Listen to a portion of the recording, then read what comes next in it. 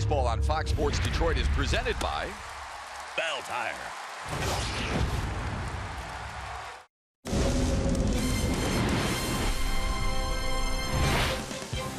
It is another beautiful night for baseball in downtown Detroit as the Tigers look to get even in their three-game series with the defending world champion Houston Astros. Baseball on this September 11th as we remember the events of 17 years ago today. Hi, everybody.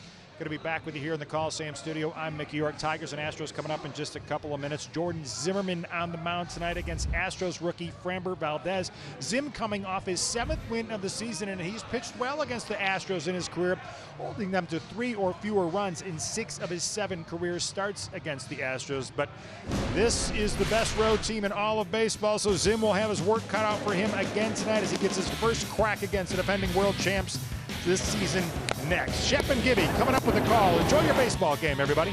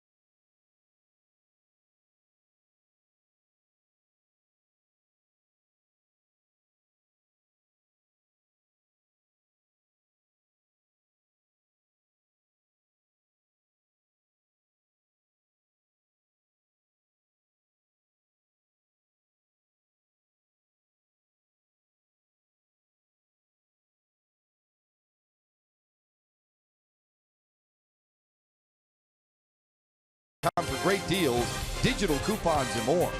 By Comerica Bank, raise your expectations of what a bank can be. Come to Comerica. And by Dodge, visit Dodge.com or your local dealer today. Jacoby Jones and the Tigers play behind Jordan Zimmermann in search of his 8th win of the season. Hi, everyone. Welcome on a Tuesday night alongside two-time World Series champ Kirk Gibson. I'm Matt Shepard. Detroit played their 44th one-run game last night, 3rd most in the American League, and you have to wonder a little bit what it takes to win those games because they only have 20 of them. What's the difference in one-run games, Gibby? Well, you got to get better, absolutely. They're not happy with only winning 20 of those games, but it's pitching and defense. It's hitting and base running. You break them down, you make better plays. Last night we got doubled off, had first and second. We were trailing by a couple runs. Line drive right to third base when you get doubled off. These are things you have to learn. You got to clean those things up. And the Tigers have actually done a pretty good job. The last 2 games, however, they have not done it, and they've lost both games. Jordan Zimmermann won his last game. Looking forward to tonight's start against a very potent Houston offense led by some of the best hitters in the game, and he'll be tested right out of the gate with 2 of the better hitters the league has to offer. First pitch and starting lineups. Tigers and Astros on Fox Sports Detroit is next.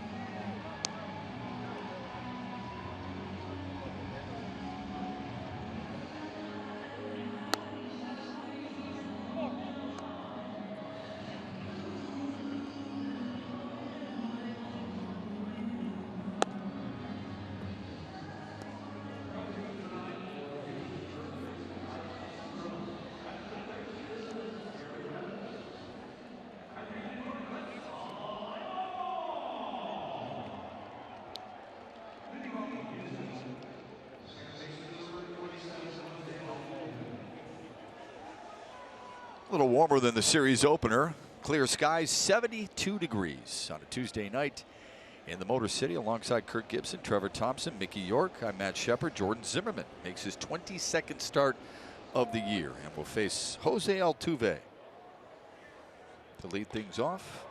First pitch swinging. Got a hold of it and all of it. Hello, Jordan Zimmerman. 1-0 Astros.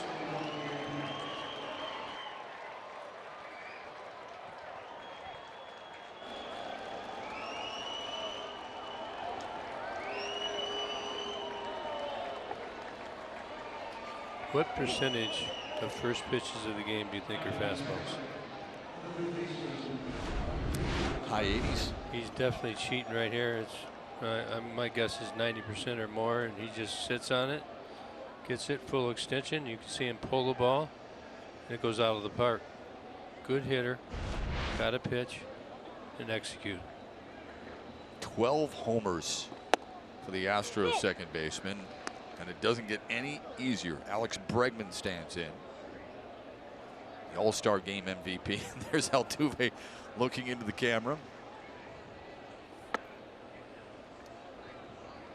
Packs a punch, man. This lineup packs a punch, too. 186 homers for the Astros this year. Upper half in the American League. A lot of balance, excellent pitching. Going to be a tough team to knock out, especially when that young man's healthy. Squibber foul.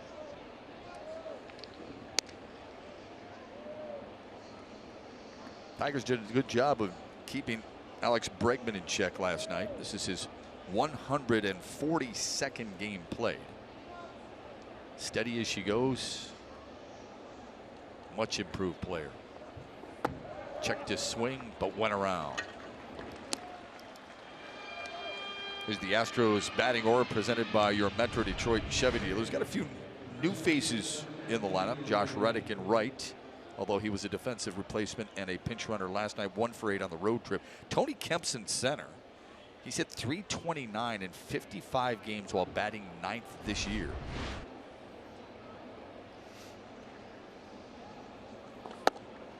Another new name to the lineup tonight, Yuli Gurriel, playing first base.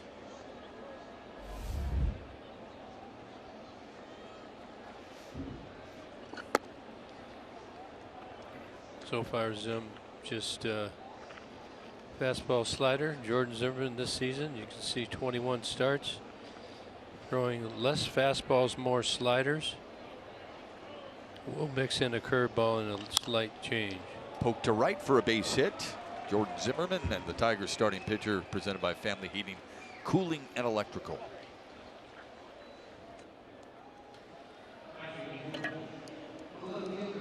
Cleanup hitter is Marwin Gonzalez tonight. The other thing, so far, 9 pitches, all of them have been pretty much on the outside part of the plate, haven't they? Except for Altuve's. Yeah, his is out over, I think. He tried to pull it. So you're going to have to use both sides of the plate. Zim's coming out, trying to find some rhythm out there. Zimmerman really good last week in Chicago, Gibby. Oh, yes, he was. 10-2 blowout win. Grounder to the right side. The only play is to first. McLaren Health Plan brings you the Tigers starting defense. Kristen Stewart again in left field, Jacoby in center with Nick in right.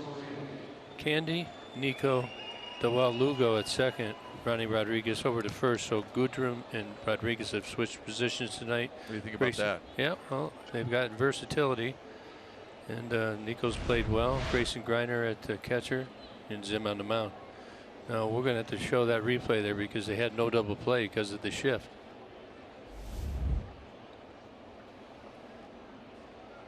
Carlos Correa 1 for 4 last night. Speed pitch in for a strike. So important to keep this guy healthy. He missed 36 games earlier this year, but this is game number 28 back from the DL.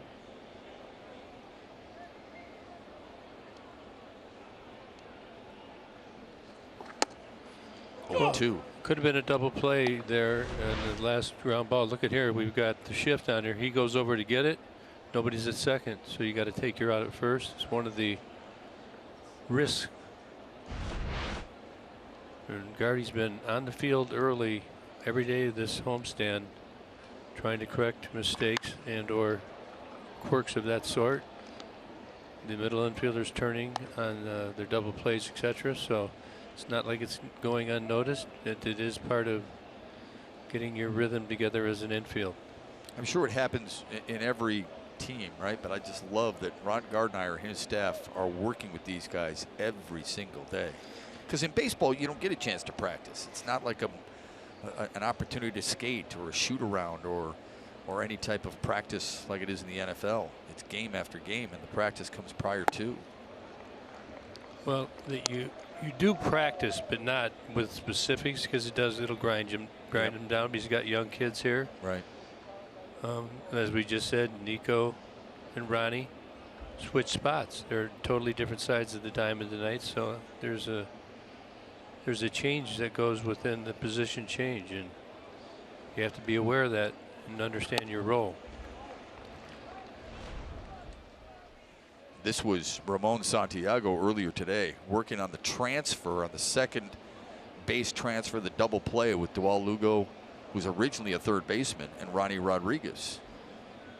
because they've been a little long when they get the ball. They're taking the ball out of their glove and going with the long arm back motion. Got to shorten it up. Got to get there quicker. You want to catch that ball with your throwing hand next to your glove so you don't have as far to reach. That's what they were working on right there.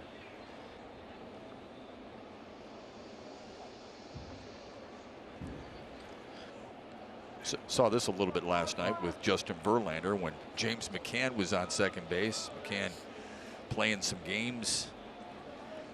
And Verlander very cautious and conscious of base runners on second base during the signs being shown. Here's our home plate umpire, Roberto Ortiz. Crew chief Jerry Davis is down at first base. Correa waits on the 2-2 pitch. Popped him up. Shallow right, long run for Castellanos. Makes it in stride. But Jose Altuve jumped all over Jordan Zimmerman's first pitch of the night.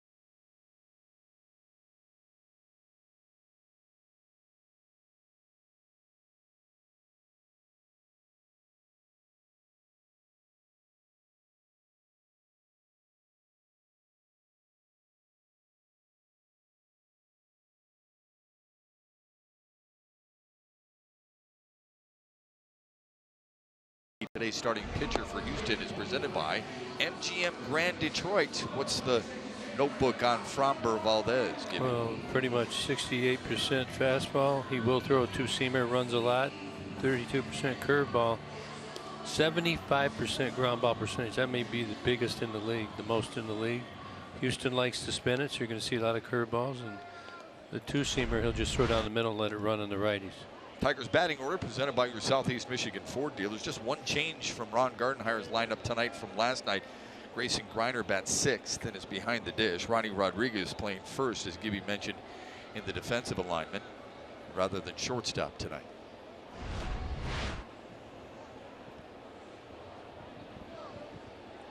Jamer Candelario stands in. This time batting from the right side against the southpaw. It's quickly 0-1. Valdez, by the way, third pitcher in franchise history to win 3 of his first 4 career games in the majors. He's been a nice little plus at the back of that rotation. And that rotation is rock solid, man. We'll see Garrett Cole tomorrow. We saw Justin Verlander last night. Dallas Keuchel pitched the other day in Boston. And Charlie Morton has had a whale of a season. It'll be tough to beat those 4 guys in a series. A tapper to short. Correa with a strong arm. Let's take a look at the Astros starting defense, brought to you by Tim Hortons. Marwin Gonzalez in left, Tony Kemp in center, Josh Reddick in right, Correa and Altuve up the middle, Bregman and Gurriel on the corners. Brian McCann is catching Framber Valdez.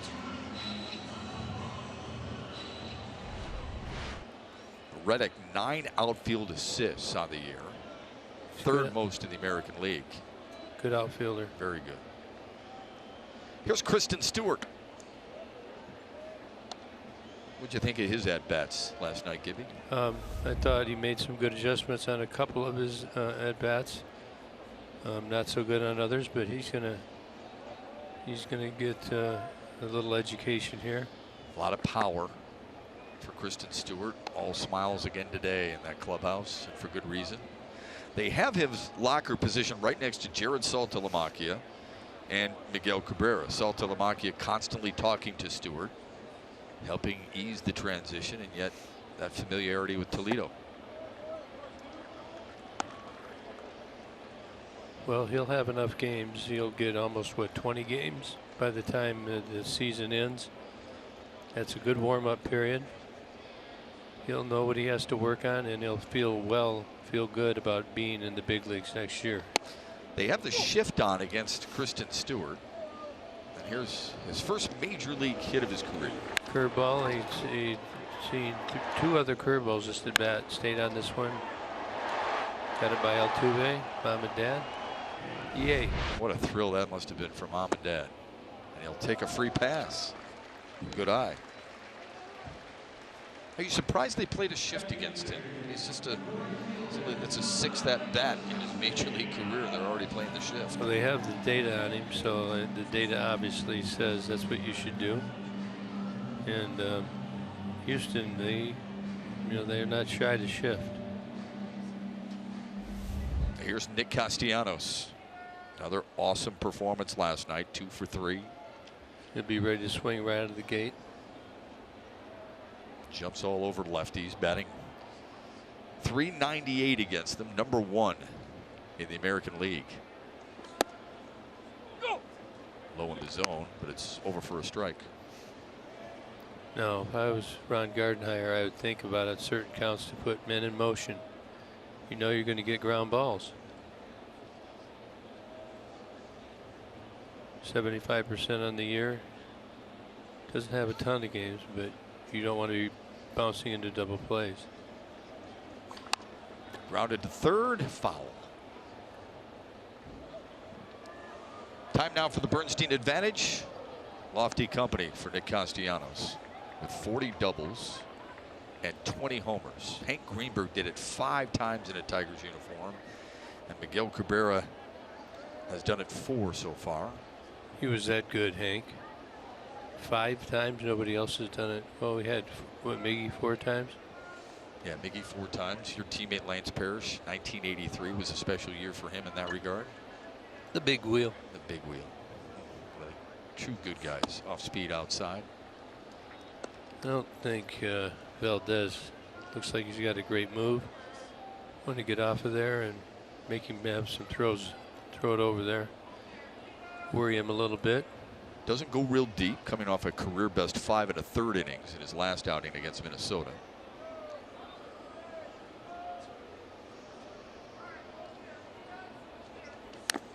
Tapped at the plate. McCann couldn't hold on. Brian McCann behind the dish tonight. That time Valdez quick pitched. Nick Castellanos.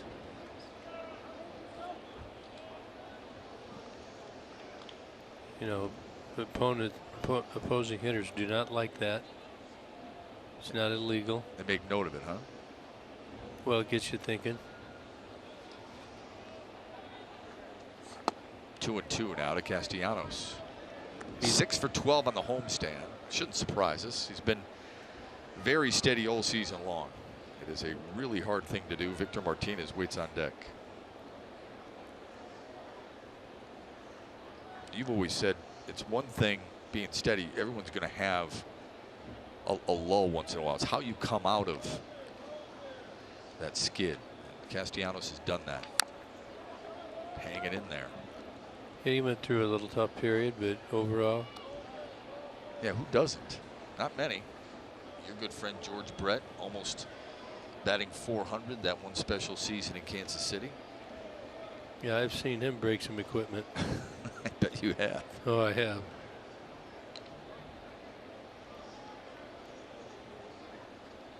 Constant baseball discussion in that Tigers dugout.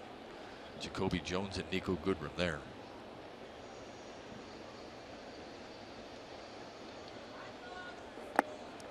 Castellanos has worked it full. Send him. It's a good at bat, isn't it? It's good at bat. I would send him here. Got your best hitter up. He's got a chance of hitting a gapper. It's easy for me to sit up here and say it. I get it. And then give you the reasoning why I would do it. We'll see what happens. We mentioned that last night, a career best 43 walks. Tells you the advancement and the maturation of his offensive skill this year. Payoff pitch. Another foul. Making him work. Here's another pitcher. Everything is away. This is 8 pitches this at bat. Nothing coming in on him. Nick's going to have to stay up the middle. And keeping it down in the zone, looking for that double play.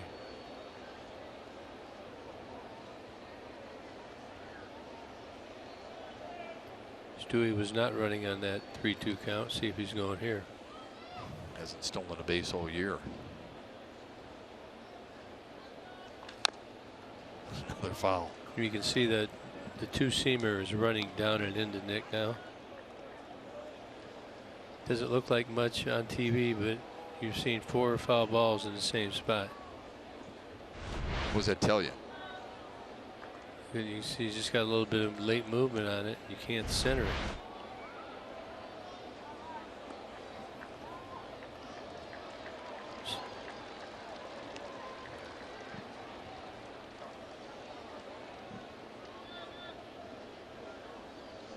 We do it again. And Valdez wins that battle. Two-seamer right here. Take a look at the sequence. Just didn't give in. Out. Everything's down and away. Last one, paint down and away. Just a little two-seam cut. Right on the outside corner, puts Nick down. That'll bring up Victor Martinez. Trying to snap out of an 0 for 10 slump.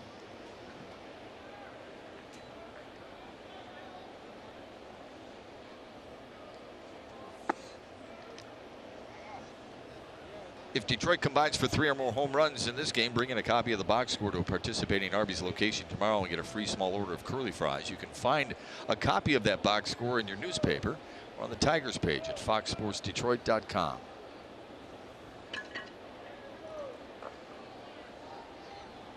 A lot of nibbling here by Valdez. To short. And Correa takes the easy way out. Head to the second. Tigers down a run.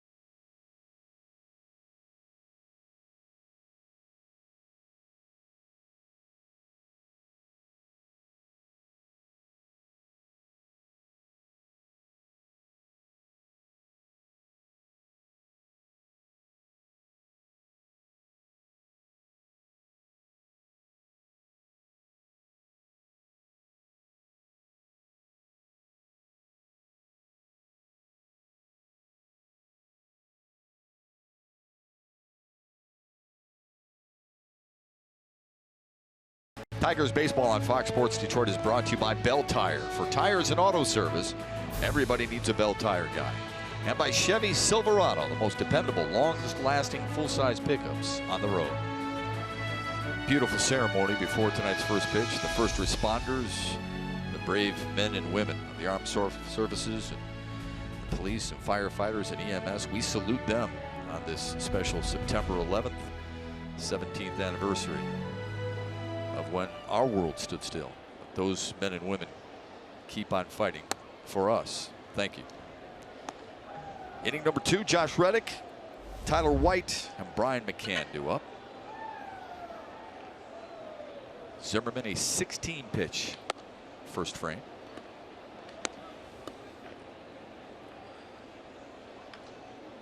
How much are you into body language and facial expressions? Yeah, you saw it. Yep. A little bit frustrated right now, not being able to throw the ball exactly where he wants it.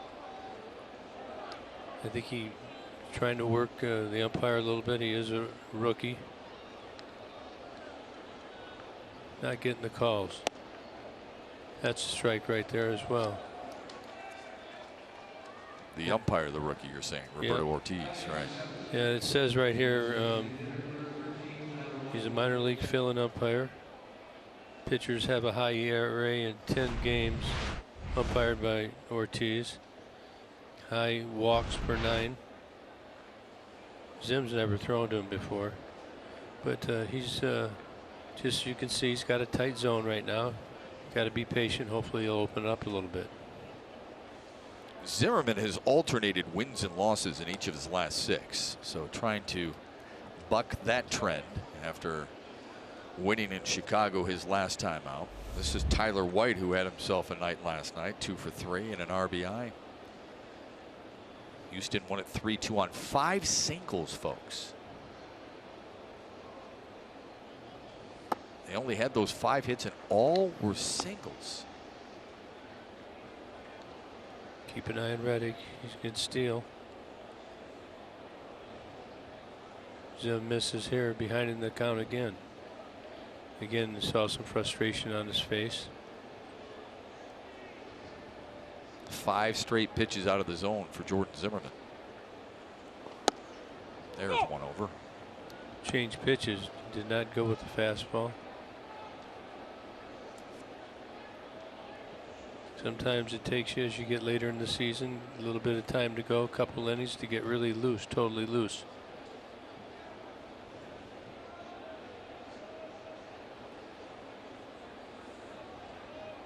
The 1-1 pitch to White. In tight. Tyler White swinging the bat good.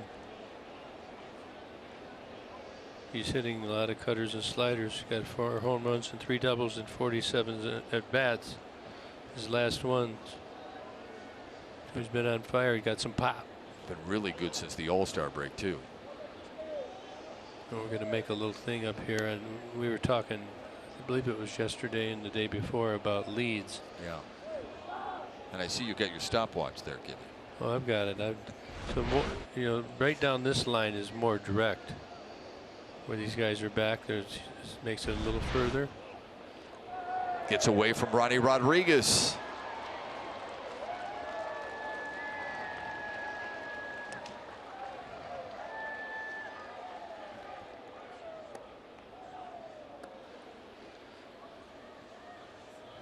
Well, just I don't know if the throw didn't look that bad. Ronnie had a hard time with the runner coming in. See, does he catch his glove? It was a little bit errant. Just whiffs it. Again, Ronnie played shortstop the previous 2 nights. Nico was on first base last night. One of the things that you believe in, Cardinals did that a long time ago. Move guys around, especially when they're young. It'll make them better players when they end up where they're going to end up. You know, I tell you what, it's been a challenge for Ron Gardenhire. It really has. I mean, Jim Adducci's played a lot of first base. He's by trade an outfielder. You got Ronnie Rodriguez, who's a middle infielder, right? John Hicks earlier in the year went primarily a catcher. No true first baseman. When I was a manager in Arizona, we would have practice our bunt plays. You know, you have 1, 2, and 3. Yeah. Regular, wheel, modified wheel, back pick. So we'd put the pitchers at the positions and make them run them. They loved it, and it gave them a better understanding of the timing of the throws and what your keys were. Sometimes you're keying off the first baseman on an early break. Sometimes it's the shortstop. Sometimes it's the second baseman. So the timing is everything. And the number one thing about when you have any kind of play on is throw a strike.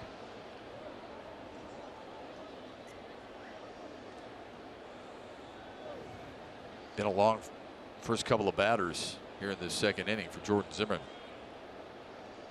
White waits on the 3-2 pitch. Curveball poked to center. Good jump by Jacoby Jones. Menards brings you the big money encounter. Look at the Tiger starters in the last 10 games. Beautiful.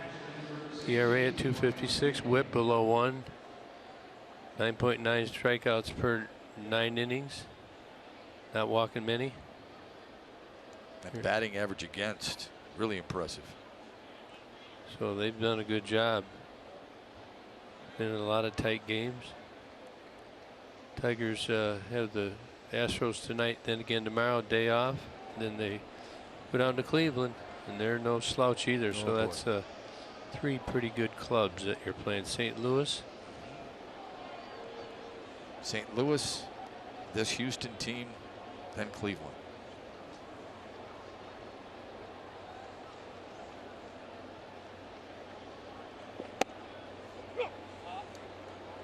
They play the shift against Brian McCann, and here's why. Time for StatCast, AI powered by AWS. Got to make a choice. You can see Jamers right there over in the 5% area, right on the edge. Just out of curiosity, why do they play the third baseman over the second base bag and not move Nico Goodrum there? Why the third baseman all the way over? Well, it's just I think the throws, they take into consideration the throws you might have to make and who's most qualified to do that.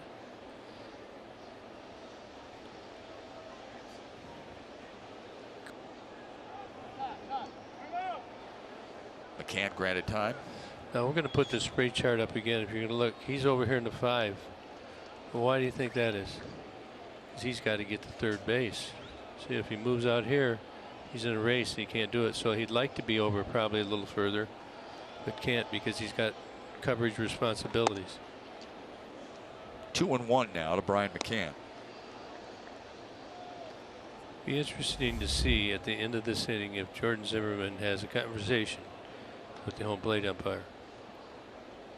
See, he's trying to work him to get some of these pitches. Or if Grayson Griner has had any comments so far. 2-1 pitch. Make it 3-1 now. Well, Griner's talking, I promise you that. He's reading body language as well.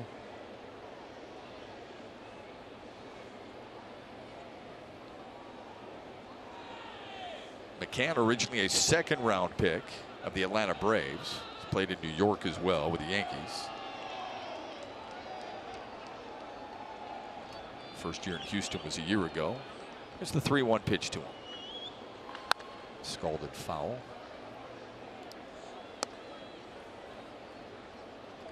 Real slow pace so far at the beginning of this game. Did you wear that outfit right there? Would I? Yeah. Not with the Astros on it. Would No, you? No. Good Halloween costume is coming up. Not bad. Do you do the costume thing for Halloween? Once in a while. I'm scary enough without the costume. Pulled the string on McCann, and there's 1 down. Looked like a slider. 2 down, excuse me. Zim's actually hanging in there tight. Taking his time. Good slider, breaking down out of the zone. Well up front. Look at there. Look at the grip, 2-seam. Now I wonder if we could go back and see if he's got the same grip a month ago.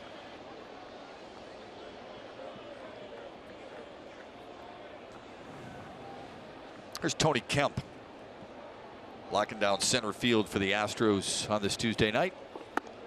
First appearance in the series.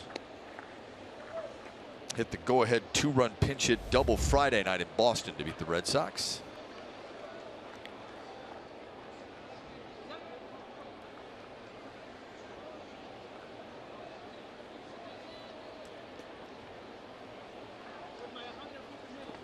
Another off-speed pitch. That one caught the corner. Zimmerman has thrown more sliders than fastballs already tonight. He's thrown more sliders in his career, or more sliders this season than any time in his career, 34%. Lowest fastball usage of his career has come this year as well. So relying much more on the off-speed pitches this season. I mean, that's the trend. Houston, they spin curveballs at an alarming rate. A lot of curveballs, you get in trouble, you're going to see them spin them. A lot of the teams in the playoffs, they all subscribe to that philosophy.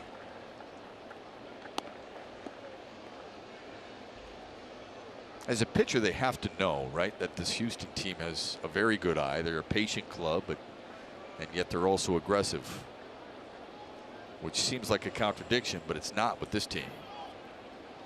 You got to make good pitches so you determine whether they're going to swing or not. 2-2 to Tony Kemp.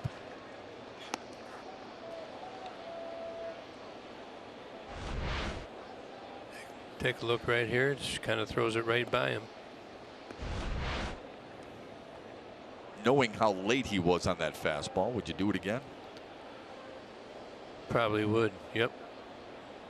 Maybe in or tailing down and away. Pounded to right. Deep and gone.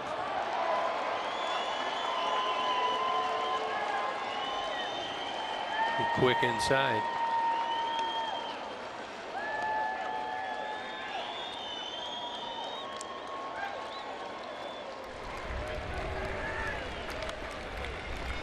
Second Astros homer of the night already. See, it's the two-seamers running. Did a good job of keeping his hands in and made room for himself. I was surprised he hit that ball out. So was Jordan Zimmerman.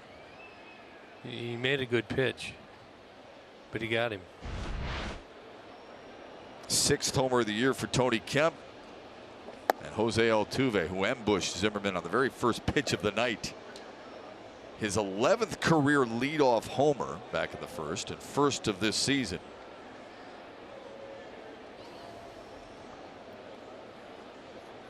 George Springer telling Tony Kemp that's how you do it. Of course, Springer knows how to get it done.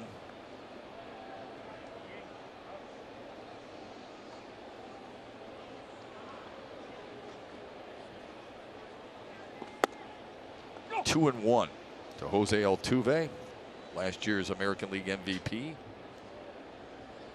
Has the #1 batting average on the road this year in the American League. .351 coming into the game today. This one straightaway center, right at Jones. Astros post 2 more and have a 3-0 lead.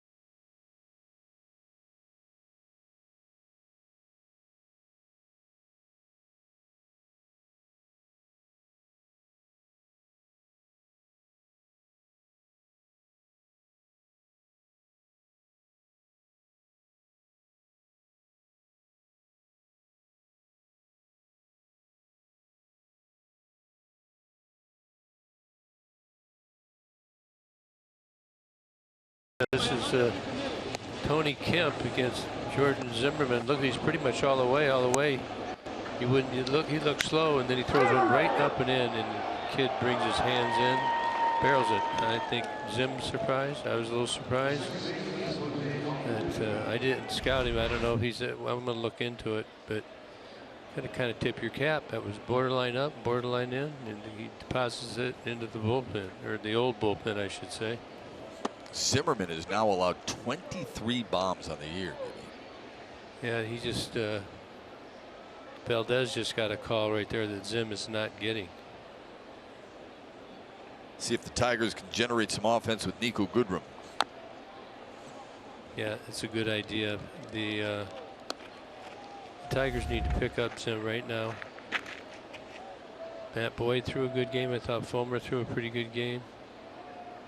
And they did not get rewarded for it. So. Yeah, Liriano was good last night. Yep, 3 unearned runs. Yeah. Valdez fields the position well. Stay tuned to Tigers Live following the game, where we'll select the Fox Sports Detroit Tigers player of the game, as presented by McDonald's. It's Grayson Greiner making his series debut. No. The Tigers have sent 5 to the plate. They have a strikeout and a walk and 3 groundouts. They have not hit a ball in the air yet. So there's some movement on this pitch. And he tries to pound that ball down. You can see it.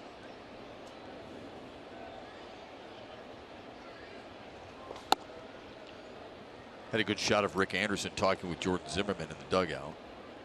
What are they going over there? I mean, is he trying to? I mean, Jordan Zimmerman's been around a long time. Is he settling him down? Yeah, I don't know. I mean, he could just be talking to him, just trying to see where his head's at.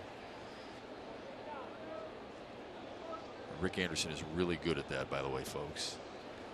One of the best communicators you've seen as a coach. Even when guys are not pitching, he's talking to his pitchers.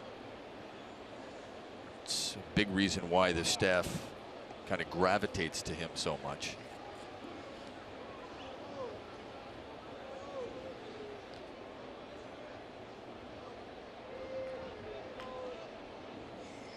Greiner 1 for 3 on the homestand.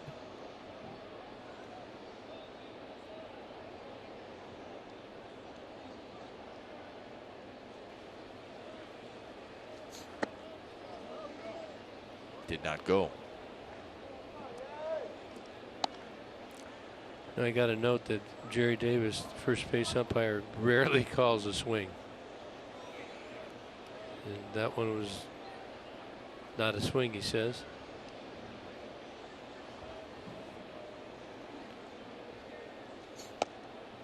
Full to Greiner. You saw Justin Verlander a moment ago.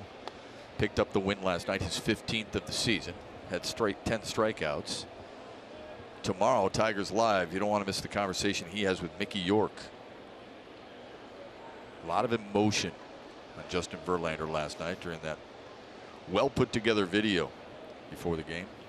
Said he had to stop and look. Wanted to get to the dugout before it began as Greiner draws the walk, but didn't get there. And when the video began, he had to stop and look and acknowledge it.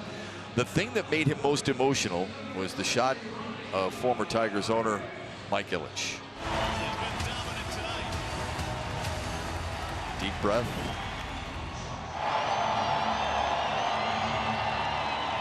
He had a great career here. Sure he did. Brought up here. He drafted here. I remember his first game. We brought him up from, I believe, AA to throw the second game of a doubleheader, maybe in the first game in Cleveland. He was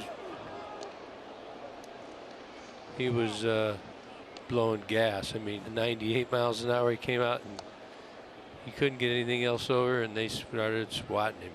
He got woke up real quick. Did you think 98? Yeah. Man, he's going to blow guys away.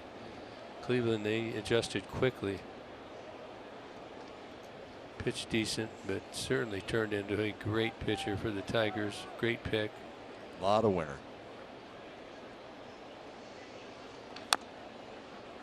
1-1 to Ronnie Rodriguez.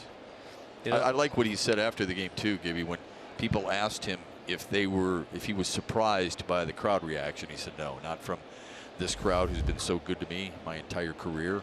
And I counted 4 standing ovations, the largest for when he was done after the 7th.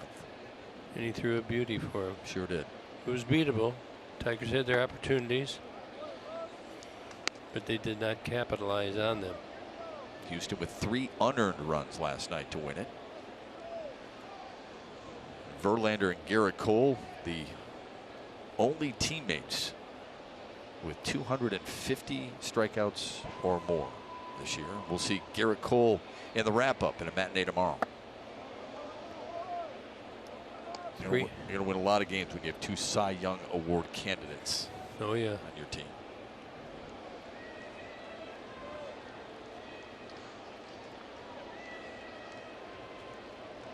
That Houston team learned an awful lot from Justin Verlander last year en route to the championship. Here's the 3-1 pitch. Another full count. Got 2 strikes now. You got to keep up the middle. That's what Tigers have been preaching. Lloyd, Clarkey, assistant hitting coach, and Gardy. Can't be pulling off this. You got to try and hit it. Let it come, hit it up the middle of the diamond, drive it in the gap. Stayed alive. Rodriguez 1 for 3 last night, batting 300 on the homestand right now. Playing first base tonight after starting at short last night.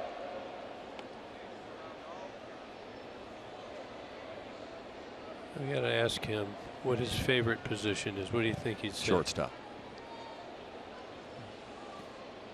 He'll play anywhere. He's told me that.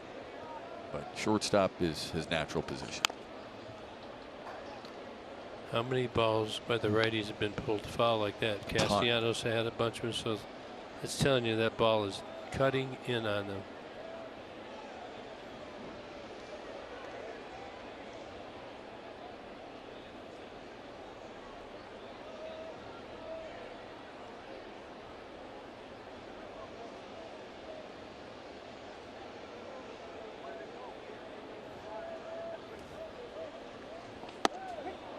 Got him looking.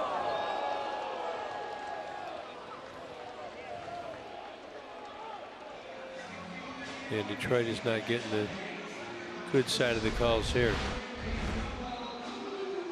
Oh yeah, that's low. Could get some frustration into this game. Somebody's probably going to say something. Are you able to see that pitch from the dugout, Gibby? Oh yeah, you can see height for sure. Plus somebody's down there. There's a tape machine not too far away. They're going down and watching it. You can call back, call every pitch up. Dewell Lugo to Correa across the diamond, and Houston makes it look easy in the second.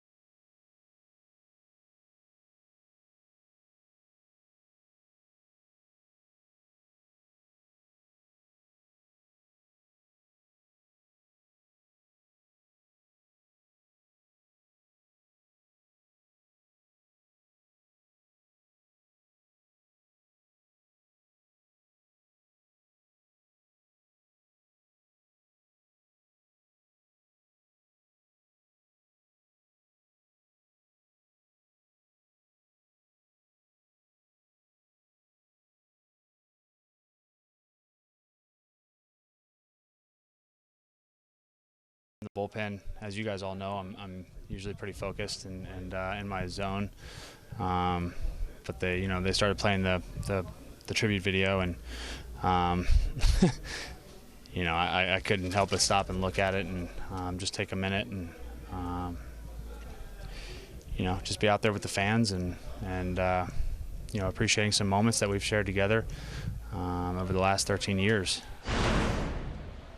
There are certain players in a franchise's history you don't want to let go. You just don't want to see him go anywhere else. Justin Verlander is one of those guys, not just for the Tigers, but I think in Detroit sports history. 2, 3, 4 hitters for Houston here in the third. Alex Bregman leads off, 8th in the league in homers, 4th in the league in ribbies, and 10th in the league in overall batting average. He's top 10 in a slew of other categories. And a big reason why Houston is where they are, and many Astros fans feel like he is being overlooked for an American League MVP candidate. Well, if he keeps breaking, I don't think he will be. And as it comes down to it, Houston may be tested. You look at the standings. Oakland's right behind him. So there's plenty of time to prove. There's not time to argue right now. You know what I'm saying? Yeah. The best is yet to come. Yeah. Well, 18 games left, including this one. They have 9 at home, 9 on the road. They do have strength of schedule now, and I know you don't like this word because everybody fields big leaguers, but the easiest schedule compared to Oakland. So let me get this right. So you're saying like if they played the Mets as an easier team? Look at your thinking. So you might get DeGrom. So by strength of schedule, right? Right. We're talking strictly the strength of the teams left on their slate. What have they got? And how many wins those teams have. So they've got Arizona, they've got Seattle, they've got the Angels, Toronto, and Baltimore. And obviously those last 3 teams, not so good. They have the decisive advantage. How's that? Yep, but their competition, who's Oakland got? Another pop-up, Goodrum. Shallow left. Oakland has the 7th easiest. As you enjoy a Miller Lite, look forward to the whole true moment later in tonight's game. White and Gaddis. I think they separate themselves by the pair of glasses. I love that. That is called personality, folks. Artistic personality. How about those sunglasses on Evan Gaddis? It is sunny out. Not anymore. It's not. It was before. Just trying to keep the lights out of his eyes and keeping him rested. That's interesting. You know, glare does bother some people's eyes. It's tough on you. You're not really needing your high tuning abilities. Kind of let him in the dark for a while. Talking about beards. Or what's in them. Tony Kemp approached him very cautiously. I'm not bald and I don't have a beard. Can I talk to you guys? Sure, why not? Come join the conversation. 1-2 to Marwin Gonzalez. Nice two-seamer right there by Zim. Good action, good run. Started it out over, ran it away.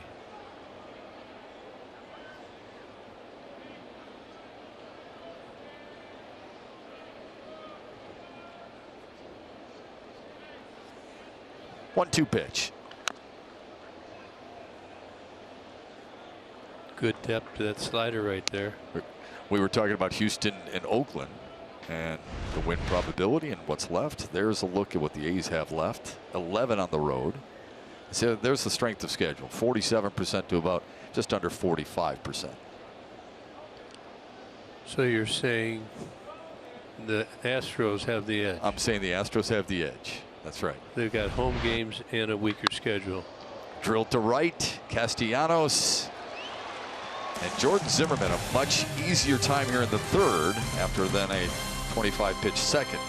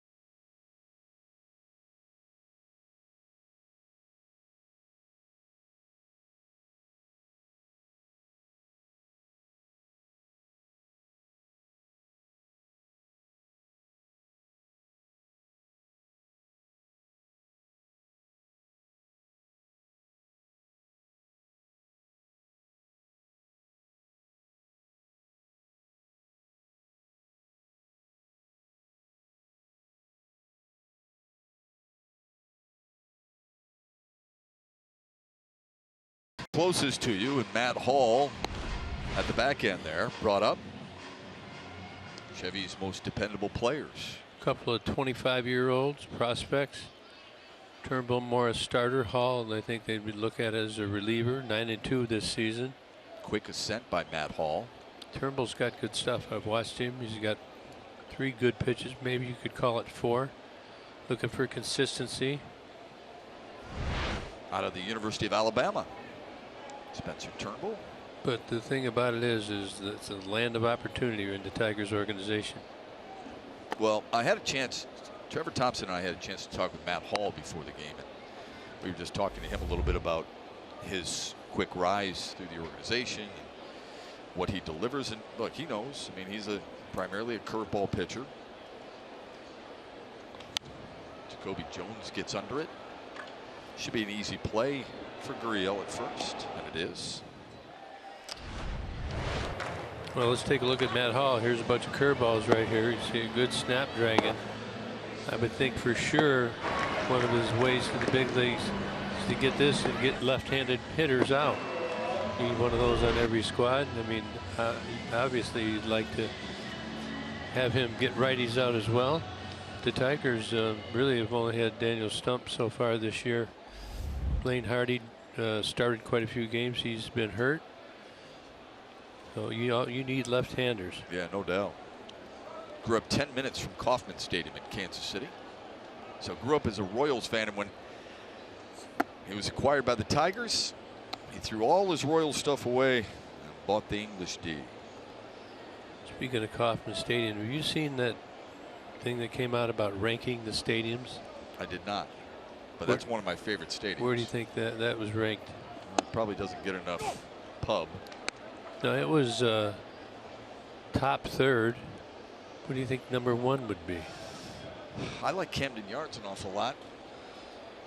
I would guess. I guess I'll go Fenway or Wrigley because everybody falls into that trap. PNC. Oh, no kidding. Good. Yep, people like that. I think Dodger Stadium was 2. Yeah, I like Chavez Ravine. I think Wrigley and Fenway was up there. Sure, it's good. Comerica was top half as well. Jamer Candelario fouls it off. Trevor Thompson, what did you gain from talking with Matt Hall? You know what I thought when I talked with Matt Hall today, Shep? I thought this guy is calm, cool, and collected. A very cool customer. Usually a guy, when they come up, they've got that big smile. They've got all kinds of energy. He's just very steady, very poised. If he can carry that to the mound, I sense a lot of success ahead for him when he gets the opportunity up here. Trev, what was your goal in elementary school? Do you remember?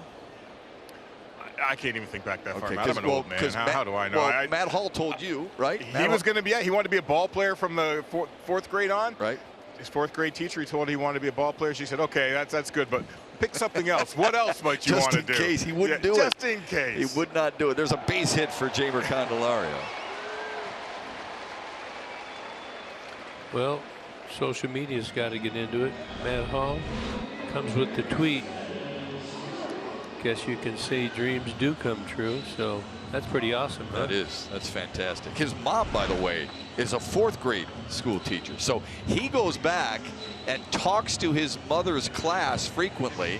Kids get starry-eyed, but his message, dream big. Go for it. Nothing wrong with that. Well, if you dream big and you only get halfway there, you're still quite a ways down the road, aren't you? Yeah. Look, I did the same thing. I didn't do it in 4th grade, but I did the same thing. We all do. I know Trev wanted to play hockey, I think, when he was a little kid. He did pretty good. He's not bad. Yeah. I wanted to be a comedian. I wanted to be on stage telling funny jokes like Richard Pryor back in the day. You failed miserably. Oh, yeah. I'm not funny in the least. Funny to look at, maybe. That's great. No, right here. You're too nice to be a comedian, by the way. Way too nice. Yeah, I didn't want to swear like that in front of my mom and grandma either. So yeah, well, you get the soap in the mouth like I used to get. Just talk sports. Yeah, my mom used to take that soap and shove it right in the mouth. How about you, Shep? Would you want to be 6th grade? I wanted to be a sports broadcaster in Detroit. That's the truth. Listen to Ernie Harwell and called every game along with him. I'd give him the green light. I wanted to be the fastest guy. You were. Well, I was Anybody I could find, but there's faster out there, I'm sure. Yeah, well, name me the defensive back in the Big Ten who was faster than you when you played. I don't know. I mean, I did get caught from behind one time in the Hula Bowl. Kind of got caught behind. Do you remember who it was? Jerry Robinson. He was a linebacker, I believe, from UCLA. A linebacker caught you? Yeah, I just caught it and something just didn't kick in. A little too much hula hooping. Too many Mai Tais the night before. Kristen Stewart, a second straight walk on the night. And the Tigers have something brewing here in the third against Framber Valdez. The Tigers conclude their series with the world champion Astros tomorrow 1:10. Save big with a weekday value pack. 4 tickets, 4 hot dogs, 4 chips, and 4 sodas for as little as only $18 per person. For tickets, go to tigers.com/value. Now, we talked a little bit about little things that you don't want to happen. You got first and second, you're trailing by 3 runs, so you want to score, but you can't run into any outs. Freeze on line drives. No aggressive mistakes. You don't want to take yourself out of this big inning. Got the right guy up there. Just be alert. Grounded to short. Could be 2. 1, and it is. Hurts me and Ram pick the stick. Hurts the Tigers too. You're watching Tigers baseball on Fox Sports Detroit, presented by Bell Tire.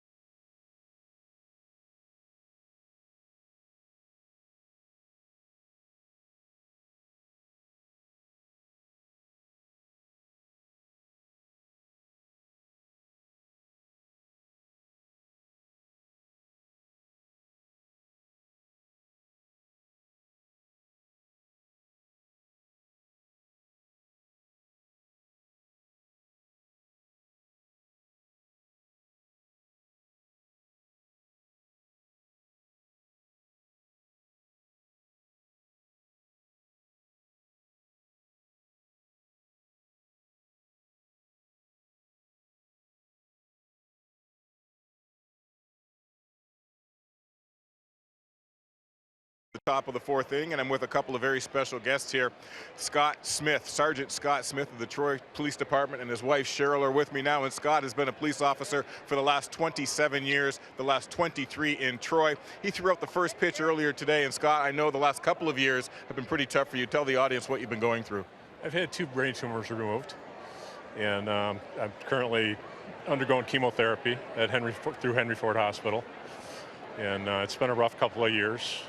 Haven't been working, but with the support of my family, and especially my wife and my brothers and sisters at Troy PD, I've managed to battle my way through this, and I'm on the road to a comeback.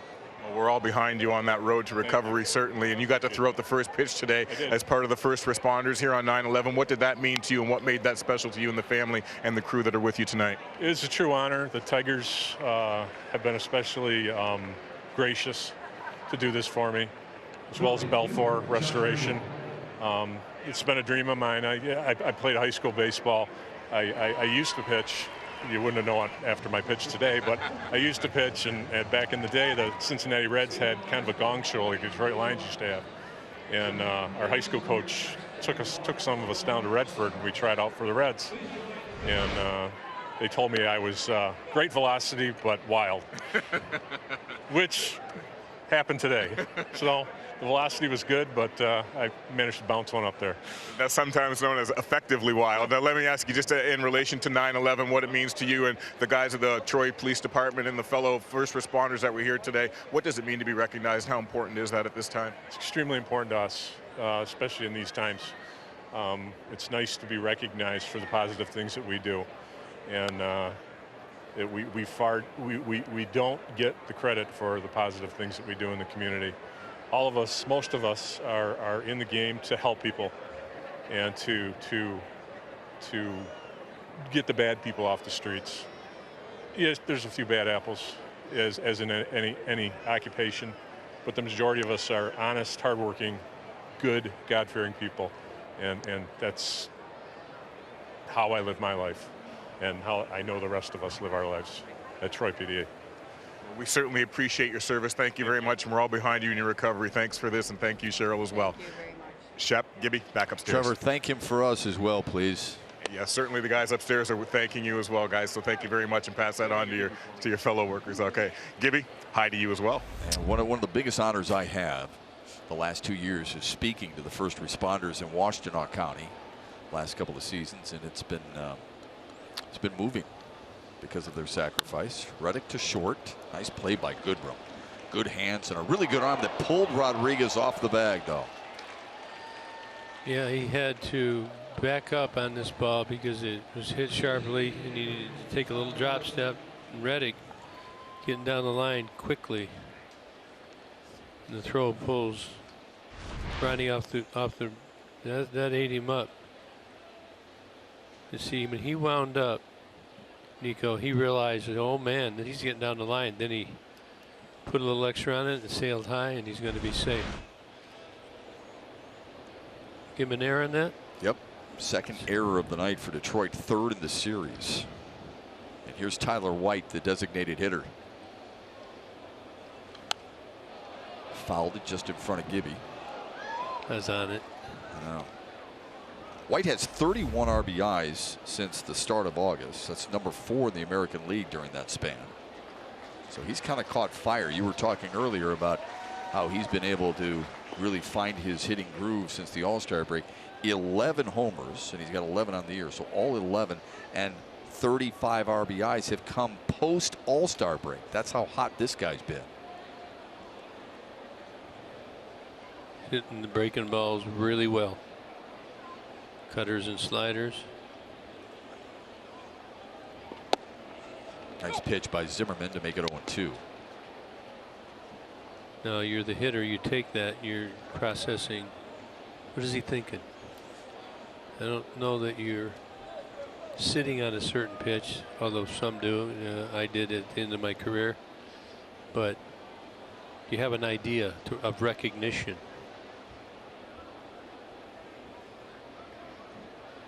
Good hold. Launch to left, way back, left center field, and the third home run of the night for Houston.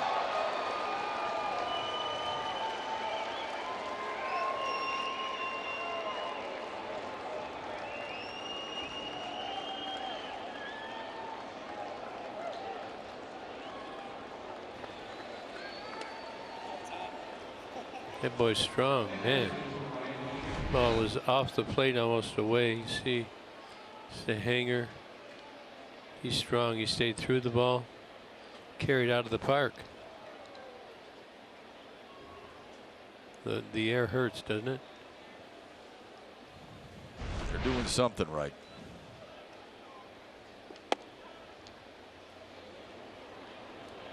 We told you this lineup is difficult to navigate. This is when Jack Morris would stand up and say, "Never lost with 10 runs." And that's a true story. Not many have. Well, it's a challenge.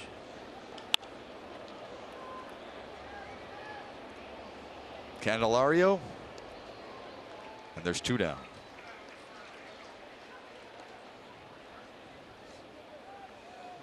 Time for the DD Energy Know Your Own Power. Altuve, and now this batter, Tony Kemp. two of the more diminutive players, not just in this lineup, but in the American League, have gone over the wall against Jordan Zimmermann tonight. They have put on a power display. The Astros in general have.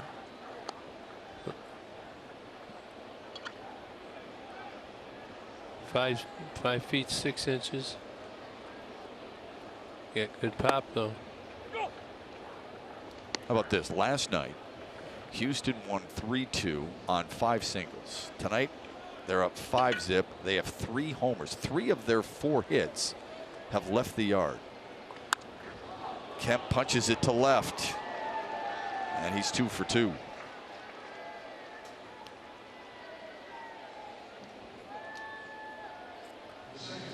Well, the Tigers, I mean, the Astros have made good work of their opportunities.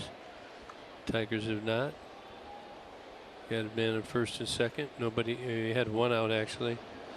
But they've, in those situations, they are scoring less runs than an average team would score in those same situations, based upon real things that have happened so far in this season.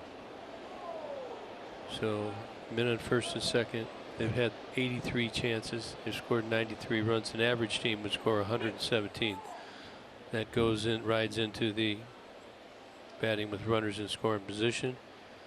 Houston at 286, and then the Tigers at 237. So that's a work in progress. And what happened here, it hit him. Yeah, hits Tony Kemp, just and right on the right elbow.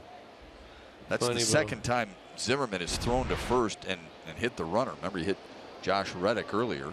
Looks like a funny bone thing. What's the funny bone connected to? I don't know. What is it? Isn't there a song, The Funny Bone? I think there is a song, but I haven't sung it in a while. There's another look at the throat. Oof. Right off the funny bone. When's the last time you did that? And a zinger. Wasn't long ago. Don't I like hit that. the corner wall in my room. Not quite the same as what Tony Kemp is going through, but equally effective.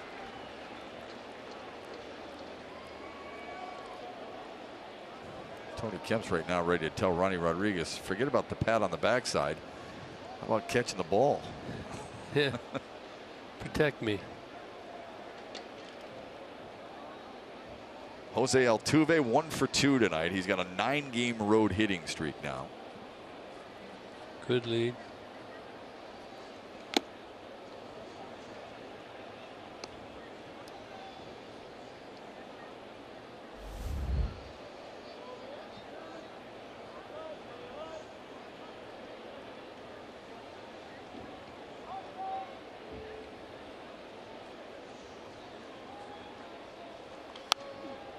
Oh, 2 to the Astros leadoff hitter. Celebrate Irish Heritage Night at Comerica Park on Friday, September 21st, when the Tigers host the Royals at 7:10. Purchase a special themed event package that includes a game ticket, Tigers Irish Heritage Night hat, and a donation to the United Irish Societies. For more information, visit tigers.com.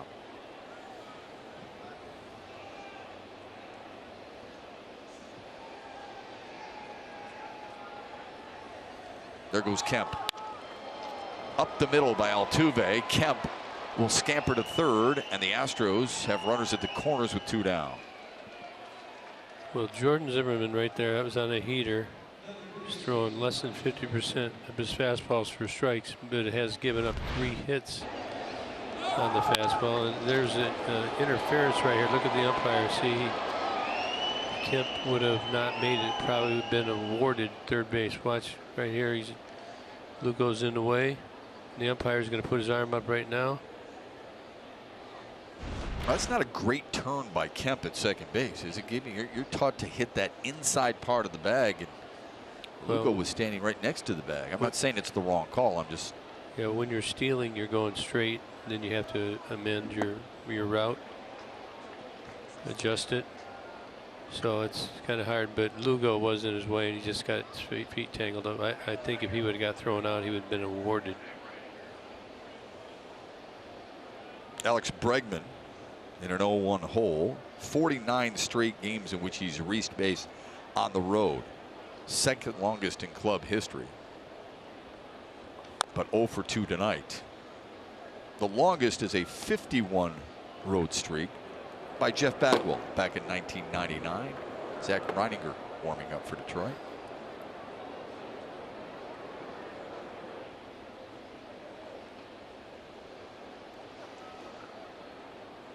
Need her now. Anything to stop the bleeding.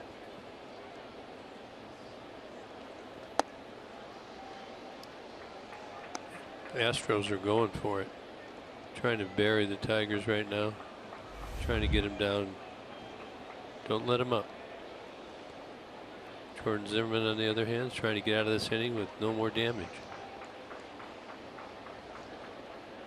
Enjoyed listening to your conversation with A.J. Hinch earlier today. Well, his philosophy on how he manages, how he's grown as a manager. Bregman waits on the 1-2 pitch. Fisted foul. He's a lifer. You know, where's his legacy going to be? Yeah. Won a world championship. Got fired from his first job. Actually, his first job he took over in the middle of the season for a friend of his. And they've settled that. And actually, I went in, I was his bench coach, and took his job. And they let him go in the season, but he's certainly got on his feet and won a world championship. Little pop up. Lugo takes care of business, but the Astros strike for 2 more.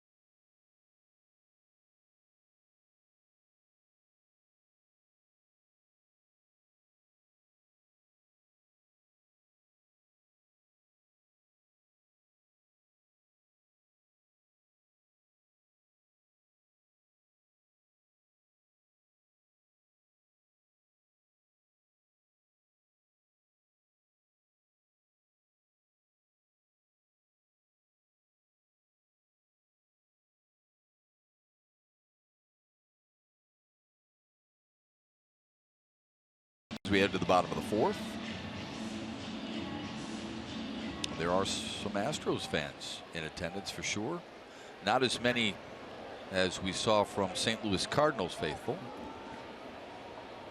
Hey, Tigers fans, if you can't catch the games on TV, you can stream them live on your mobile device with the Fox Sports app. Download the Fox Sports app and take Fox Sports Detroit and Tigers baseball with you. It's made available by Oakland University. Tigers hoping to make Framber Valdez work a little more. He had an 11-pitch 3rd inning. He's allowed just the 1 hit. A lot of ground balls. He's got a couple strikeouts. Double play. He's walk 3. He is not. The only fly ball he's given up was Jacoby Jones with a little soft pop fly to the first baseman. Candelario, the only one to collect a hit tonight.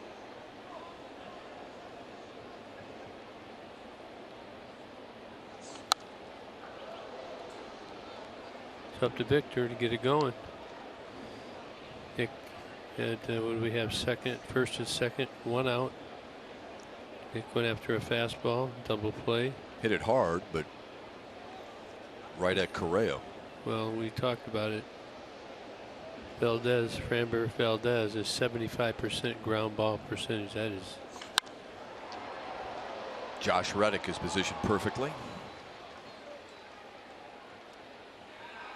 Valdez is considered the number 11 prospect in the Houston system, but the second best lefty in their organization.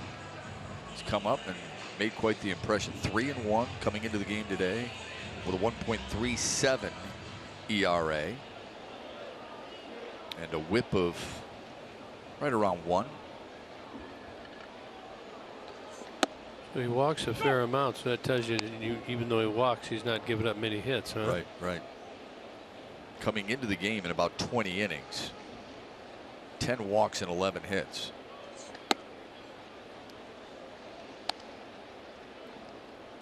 And he's throwing this fastball. It's like it looks like it's cutting underneath the hands to the right-handed batters.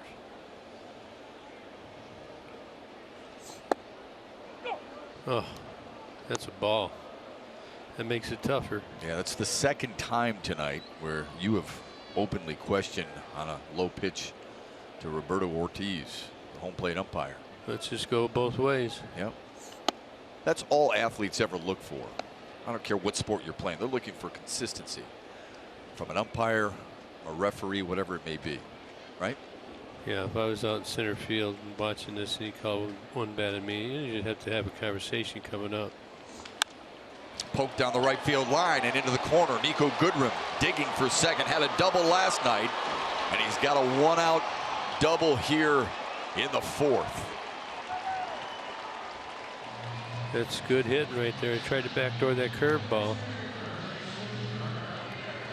Goody doesn't try and pull it. Right down the right field line. He gets out of the box so well and around into second base. He's thinking 3. Then take him long to get out of the box. Outside foot. Long strides in there easily. 28th double of the year for Nico Goodrum. Gives Detroit some speed at second base. Grinder taps it to third. Bregman fields it foul.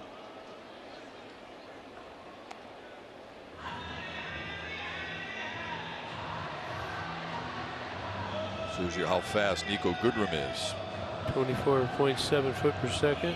Average speed this season. 5th fastest. Average is 21.9.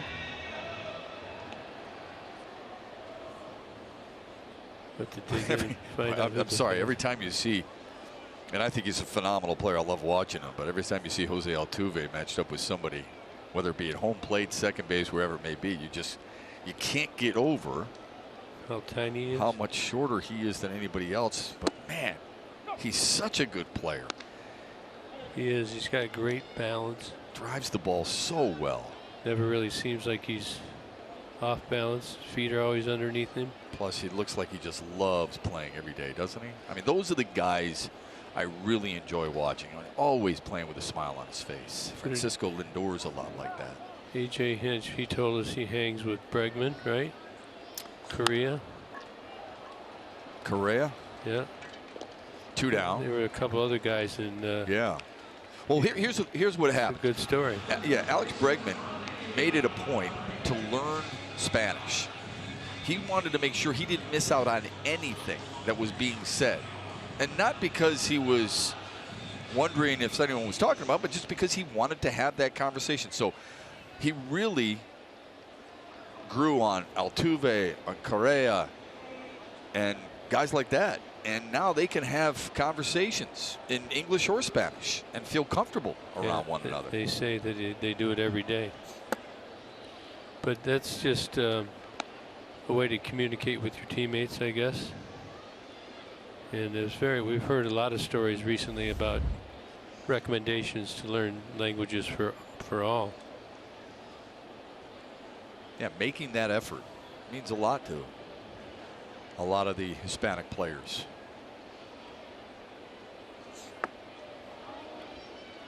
Valdez keeping that ball down. Another couple grounders. Just 65 pitches. Not quite through 4 yet.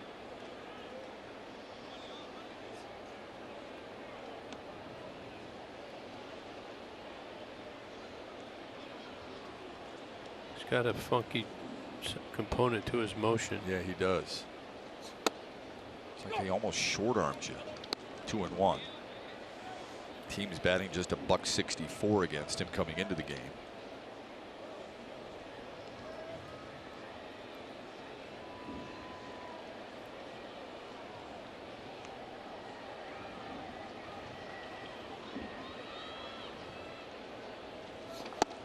Two and two.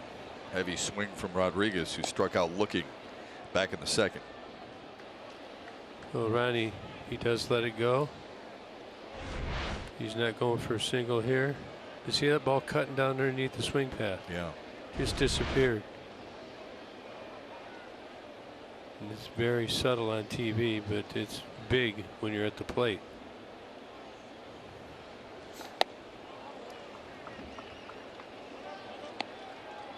Is that the third 3-2 count this inning for Valdez?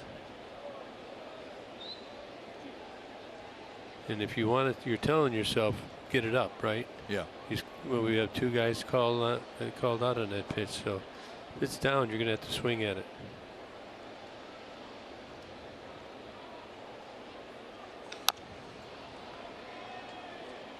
Stays 3-2 to Ronnie Rodriguez, playing first base tonight. Played short last night.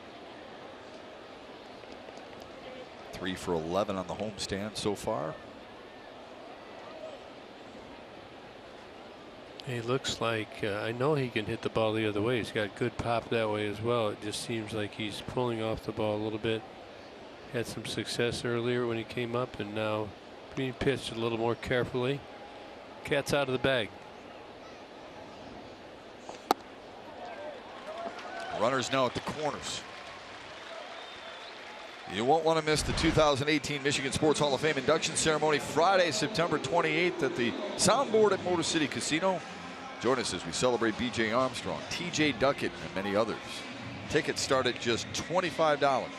For tickets and information, there you go, right there on the screen, MichiganSportsHOF.org.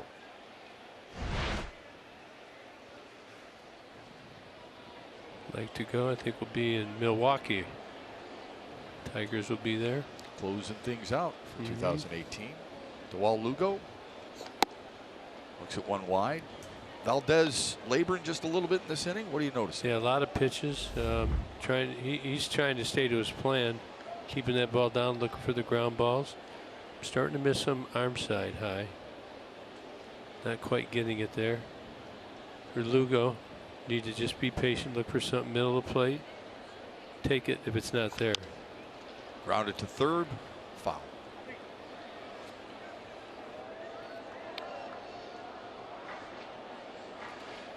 Again, I'm just trying to show you this action. You're wondering, what's this guy doing? Watch the ball, watch it cut at the end. You get it, and it's just hard to center. See him bringing those hands in, coming over top. A lot of balls foul on the third base line. Trying to get Valdez's pitches on the line. Get a line drive, your average should be around 600-700. Let's do it. So with that spin from Valdez on the cutter, as a batter, what do you think is coming your way? It looks like it's straight, but see, there's no real hump in it. Okay, like a lot of pitches, you'll see they'll come in straight, then they'll break at the end. It's coming right out of the hand, and it's working its way in on you, and a little sink. And he said fastball slider. That looks more like a cutter to me. Punch to right, just foul. So these are the balls that they've really hit. This is a foul ball, but if he stays on the swing, just foul. Need a break. See, he didn't try and pull that, didn't roll that barrel over. But when he throws it in, it's working on you. 2-2 count, 2 outs. Did you used to do that old 2-2 thing when you were a little kid? Yeah. Start Get laughing. a hat. Yeah, start laughing. Lugo with that wide open stance.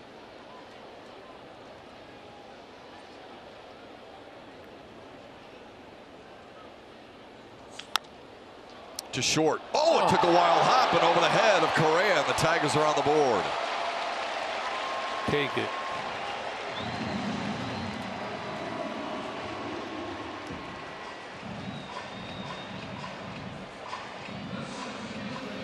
Here's a break. And to give him credit, he gets 2 strikes on, he puts it in play, and this ball hits something and just bounces right over Correa's head.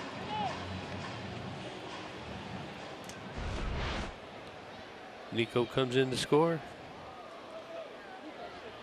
Now, first and second, 2 outs. Jacoby due. Jacoby has not hit the fastball very well lately.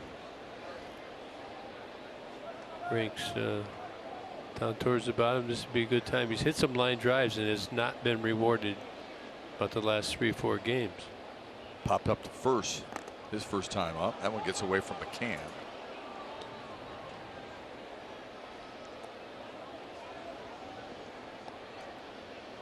You know, with Jacoby's speed, you certainly want him to hit it on the ground. He's hitting .292 when he hits a ground ball.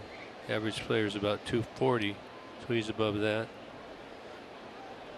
But he only hits ground balls 41% of the time, which is below major league average. Yeah, if you're going to do that, you want to hit it somewhere deep in the hole, though. Play at any base right now for the Astros infield.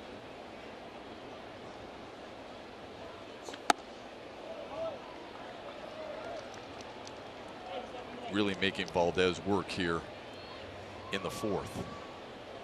Up to 77 pitches. For Jacoby, you got to look for a little height in this. We call keyhole right down the middle. Chance to drive it. Instead, it's 3-0. Chance to turn the lineup over with the bases loaded. If he walks him here.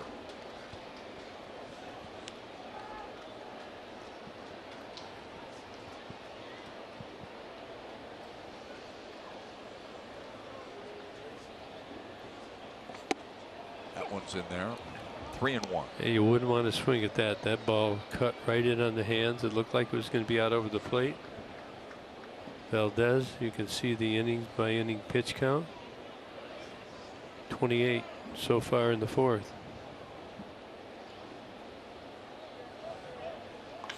Launch to left. Get legs. Gone.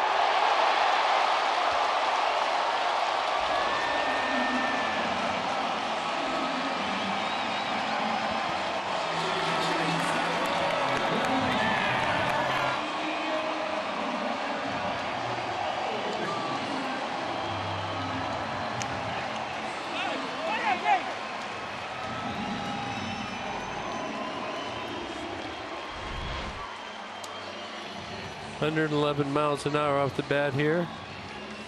You get ahead of the count and you can sit in an area and he gets the bat out. He certainly hit this fastball. Well, you look at this whole inning, Shep, how they've worked Valdez into a mistake. Ronnie Rodriguez with the walk. Lugo goes to what was that, 3-2? He gets a seeing eye single, a bad hop, and Jacoby Jones gets ahead in the count. Big bomb. Take a look at StatCast. Got out of here quick. 111, 19 degrees, 381 feet. The 11th homer of the year for Jacoby Jones. Gibby just the 2nd homer allowed by Framber Valdez. Got ourselves a ball game, 5-4. A.J. Hinch staying with him.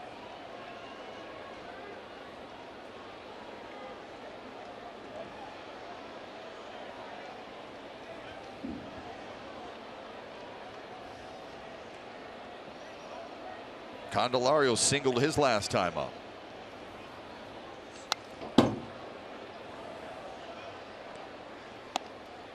Well, you had mentioned the line drive rate and his good swings without being rewarded. It finally was here tonight. Yeah, that's one way. They aren't going to catch that. Liner out of the park.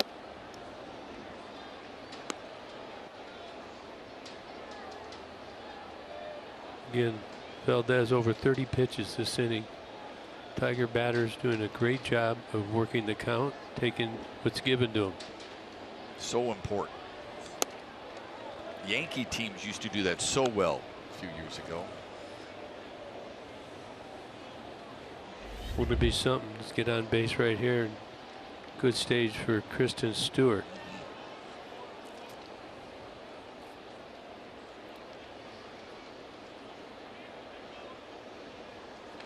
Two and two to Candelario. 145 strikeouts on the year for Jeimer Candelario, 8th most in the American League. Yeah, Candyman, he was striking out about 2-1 before the All-Star break. Now he's struck out a little more. Recently he struck out 3 times, I think, last night. It's up to 3-1. You notice Jacoby Jones still talking about the home run. Why not? It's kind of like a great golf shot. You keep talking about it, right? Or if you ever played the game of euchre, you're constantly talking about your hand that you have. Hey, yeah, I was going to go alone, with spades, but no, I like the clubs. I was hoping clubs. This one golfed into the corner and left. Candelario hits the bag hard. He'll dig for second and will cruise in with a 2-out stand-up double.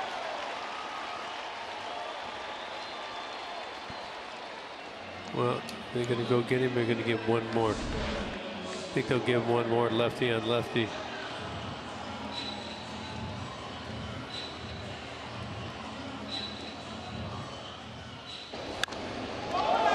Good hit right there. Went down and got it. Not getting it in on the Tiger hitters.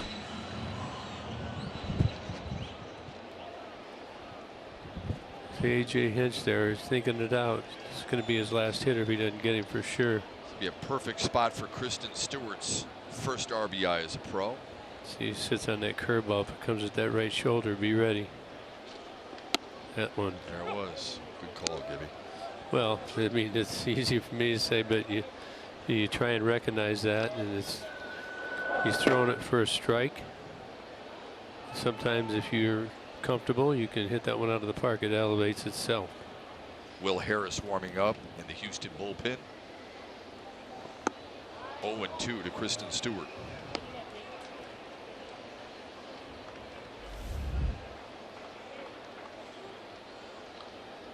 Probably going to waste one here, and he's going to come back to that pitch to try and get him out. You know that, and you see the shift.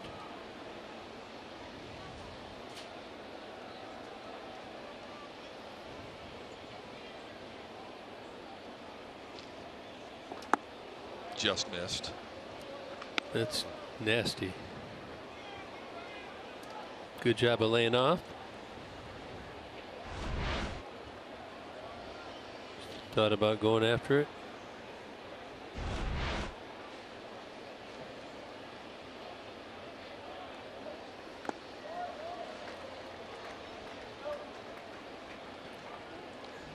Going to come back with that curveball. Now, if you sit on the curveball, you still have to be able to foul the fastball off, so you definitely can't think about pulling it. A lot of people just always sit on the heater. I didn't have that ability. I'm not sure what Kristen is, but this is where you're going to find out how to survive and succeed in these situations. 39 pitches in this inning. That's more than the last 2 innings he's thrown combined. Stoppage of play. There's a ball that came over the Houston bullpen fence there.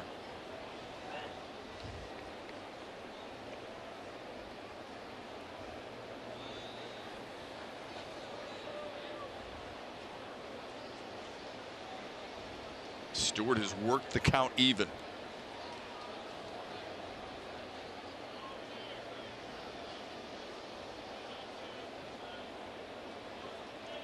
In tight. Another good at bat by a Tiger in this inning. A lot of 3-ball counts. He hung in there, then turned away. Knew he was coming back, but you just hope he hangs it. Not really getting that curveball over right now. You must guard against it. Got him swinging. 4 hits, 4 runs for the Tigers here in the 4th, highlighted by Jacoby Jones's first hit in the series. Got ourselves a ball game on Fox Sports Detroit.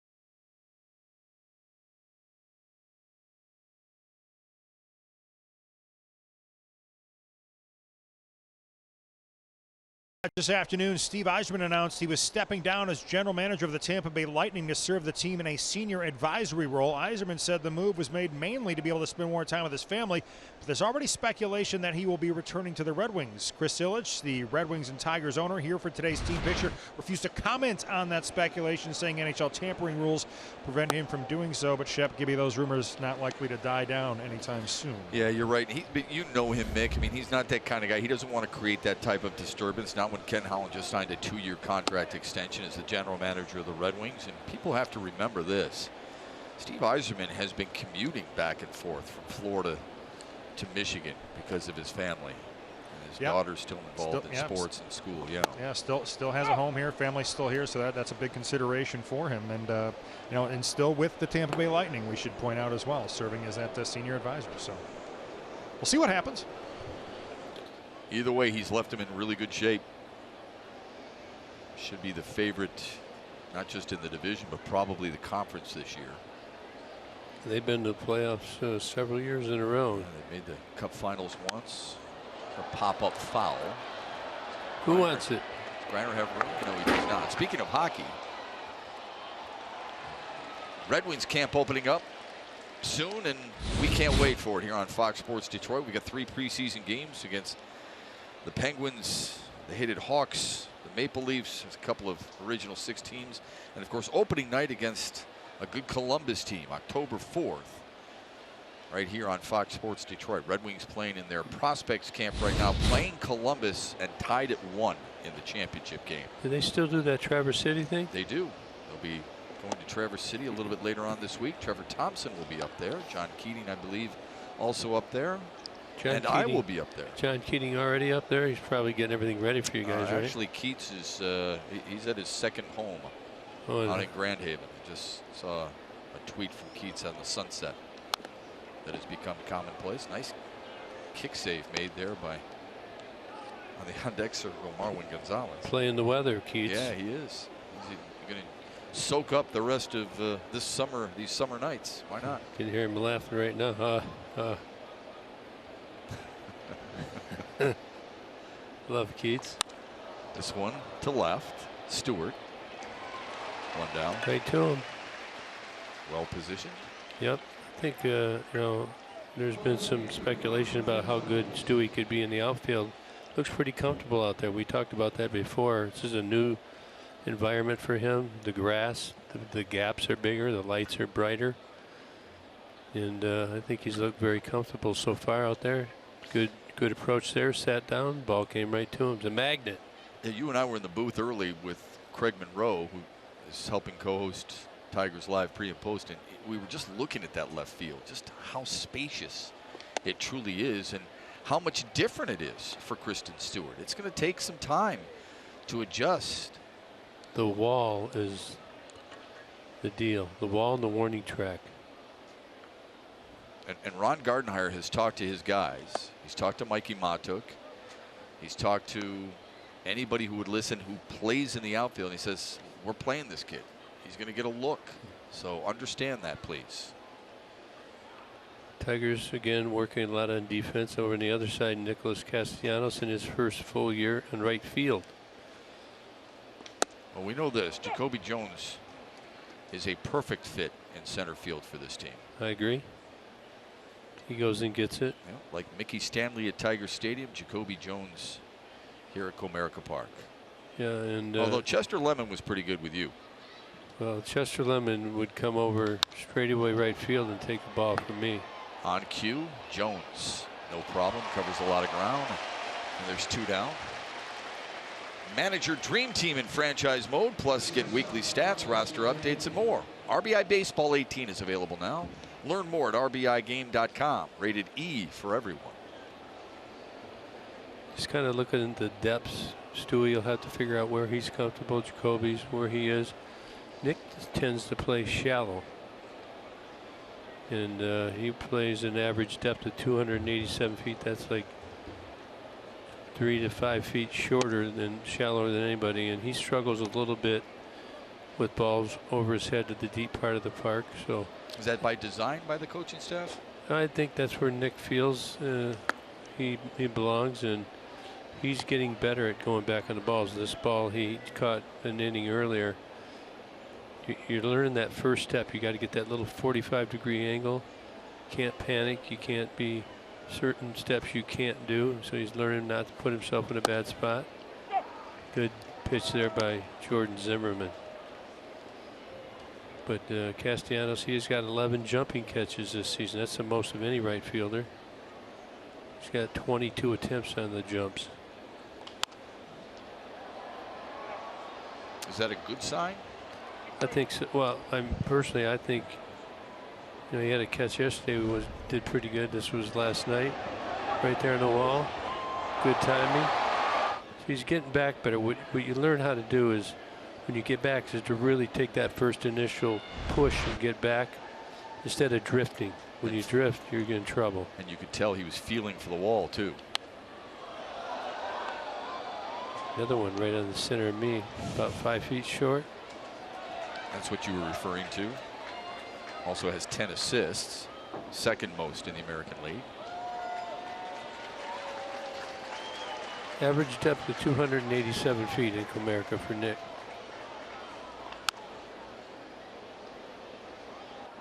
I like to play deeper because it was easier to come in for me. See, keep everything in front of you. How about that guy? Pretty good center fielder here in Detroit. Couple of Gold Gloves. Yeah, he could fly. He'd go get it. He sure could. He could run a little bit on the bases as well. This one roped to left, but foul. Boy, he did a good. They just kept those hands in there quick. This kid's a really good player. If he can kind of find that groove that he had all of last year. Remember, as we mentioned earlier, he's missed 36 games. Still trying to get that back, even though his numbers are still pretty good, especially on the road. 290 in the last 47 road games. This one popped foul. Zimmerman about to throw his 96th pitch. Just talking to Iglesias in the locker room. He's trying to come back. Still nursing that little tweak that he's got. Yeah. I just thought about him because of that ball down there. Nobody really goes farther. Any shortstop goes any farther in the outfield than Jose Iglesias. Great range.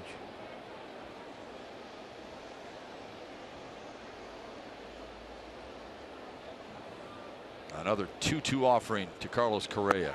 Zimmerman wins the battle. We head to the Tigers half of the fifth. Their best hitter due up, and he is due. His club down by just one.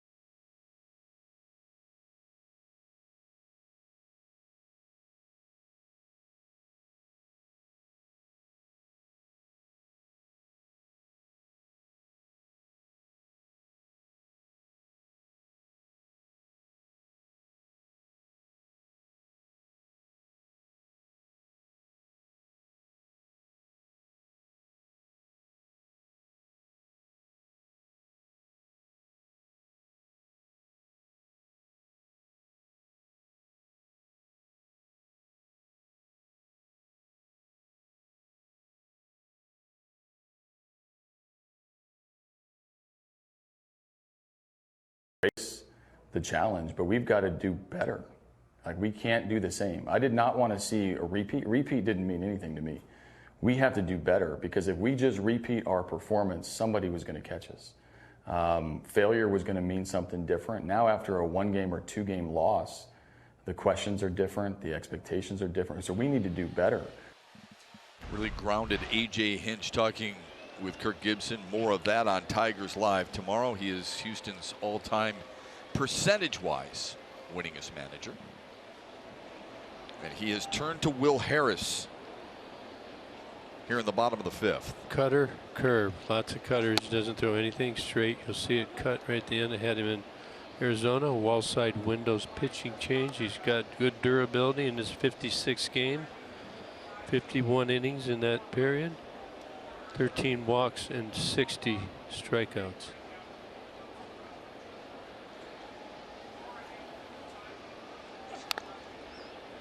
Those numbers about what you expected from Will Harris?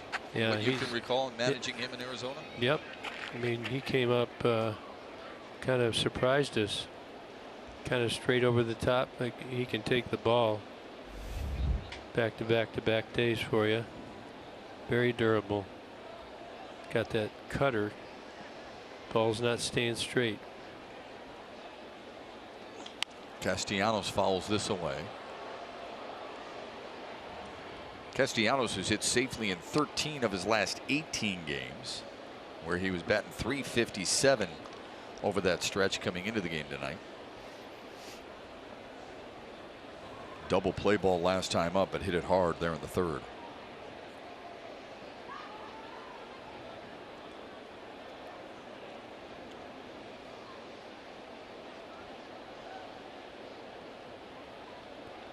Shoots that curveball in the dirt.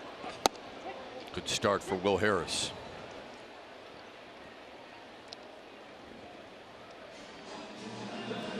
Looked like Nick looking for something else there. Peter surprised him.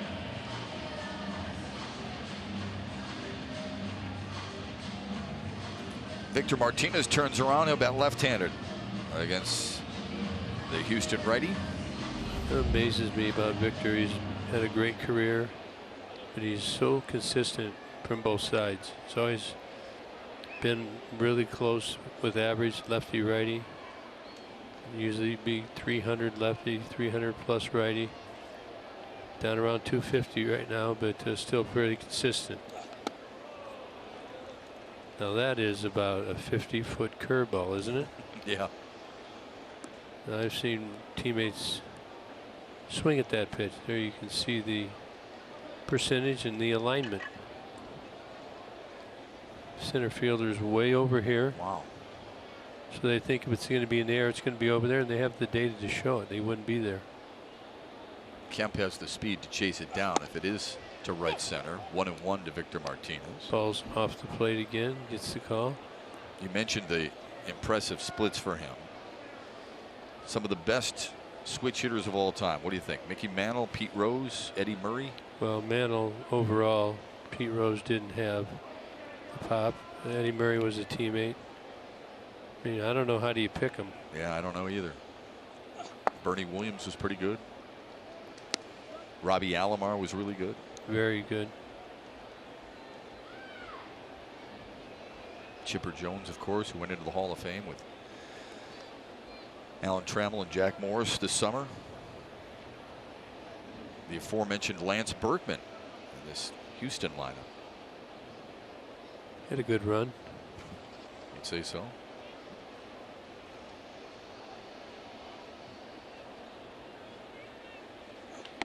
Three and 1 to Victor Martinez. Tigers need a runner. Runner and a gapper, or runner and a big fly. Goodrum got it started back in the 4th with a 1-out double, and he would score, and Detroit plated 4 in the 4th to get to within 1.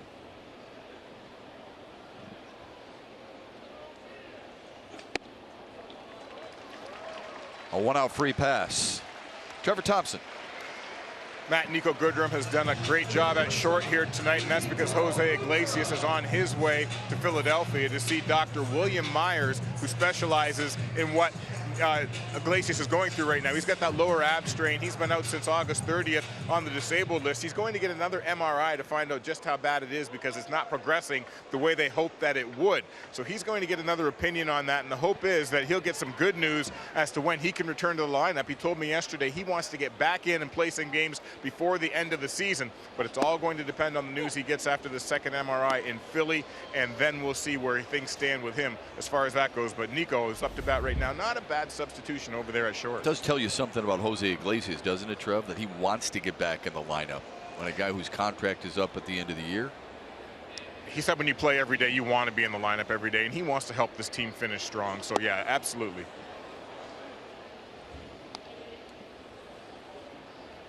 Oh, 0-2 to Nico Goodrum. They shade him to left with Tony Kemp there in center field. Back over again. Yeah. Is that because of his speed or the expected swing path of Goodrum? Yeah, they think that in the air it's going the opposite way. 3 pitches. That's all he saw. And that's all that was needed from Will Harris. Well, the Tigers host the Twins next Monday through Wednesday, September 17th through the 19th. Enjoy great savings with a weekday value pack. 4 tickets, 4 hot dogs, 4 chips, and 4 sodas for as little as $20 per person. For tickets, go to tigers.com/value.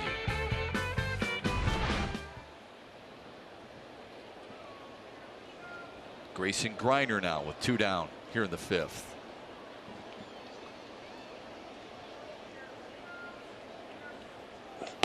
Swings through a fastball. Will Harris really getting loosened up, and he's been in these situations quite a bit. He's got a little different motion. If you notice, he comes right straight over to the top. Got real tight spin on his fastball. Really jumps on the hitters, the Tiger hitters. Foul back. 0-2.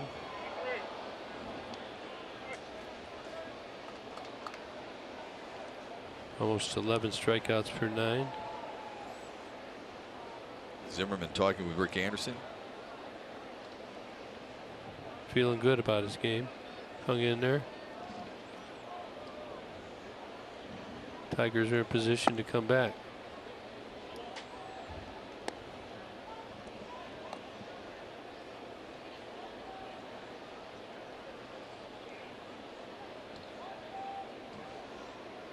Grinder 0 for 1. He walked back in the second. Grounded to short in the fourth.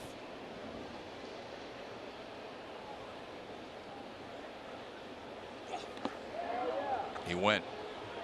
And Will Harris gets the job done here in the fifth. Astros lead remains 1.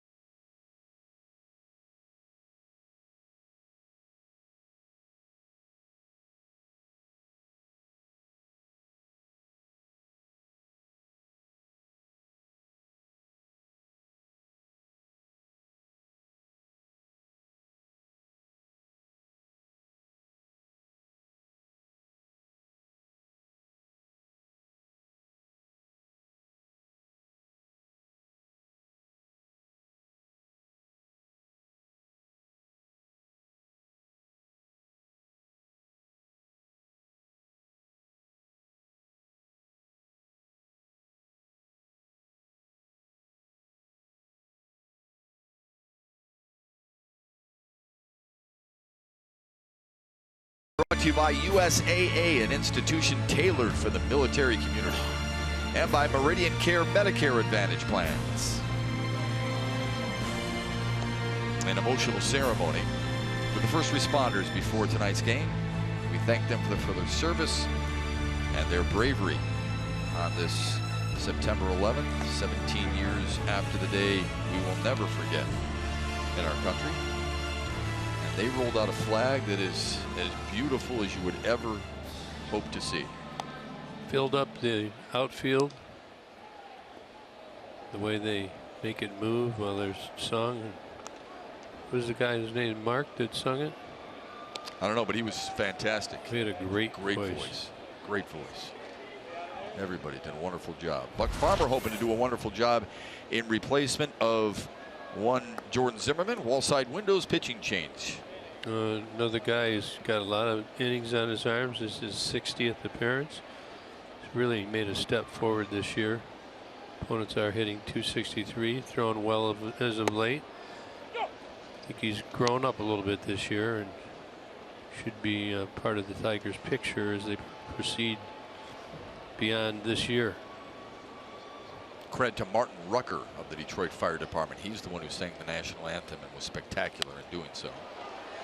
Buck Farmer is on the first base side of the rubber, Gibby. Why is that? Well, pitchers move from side to side so they can throw the pitches where they want them.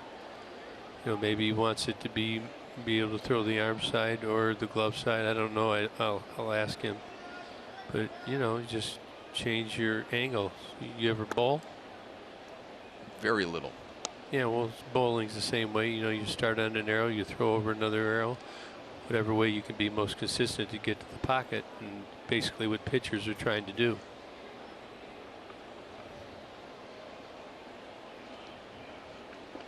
Farmer, a starter in the minors, comes up here primarily a middle reliever.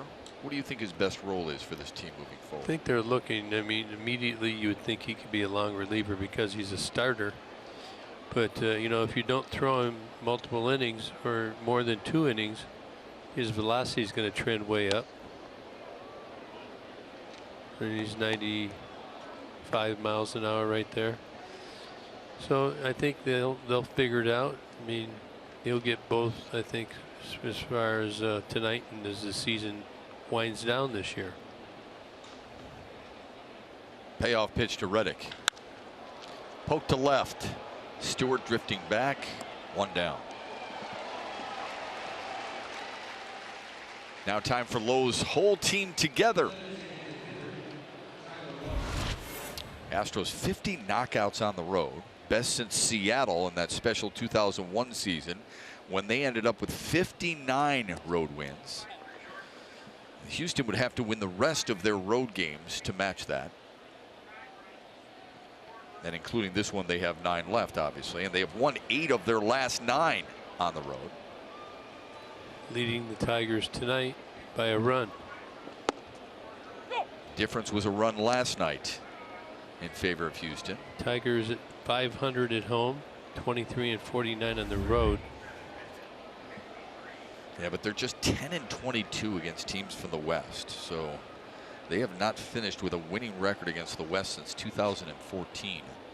6-11 they were this year interleague, and they've usually been good in interleague the last several years. Yeah, the Tigers. Only the Yankees and Red Sox with better winning percentage in interleague play.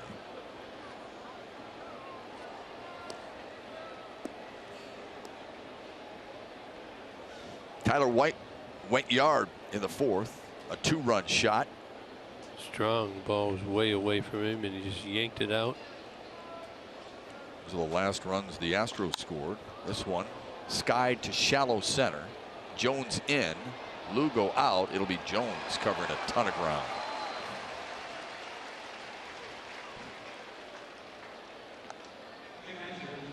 Boy, he came a long way there, playing deep.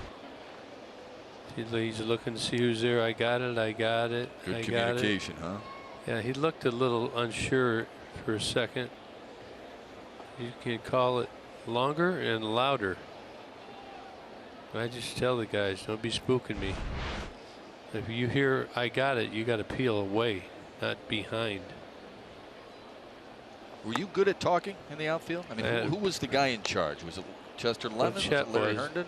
I mean, seriously, Chet would take straight to me fly ball. Chet would come over and call me off. Had to concede? Well, he led the league. He's the quarterback. I didn't care. He led the league in putouts for center fielders, I believe. You know, that he loved it. He was very good. He had great hands. But when I was going to get it, you heard me.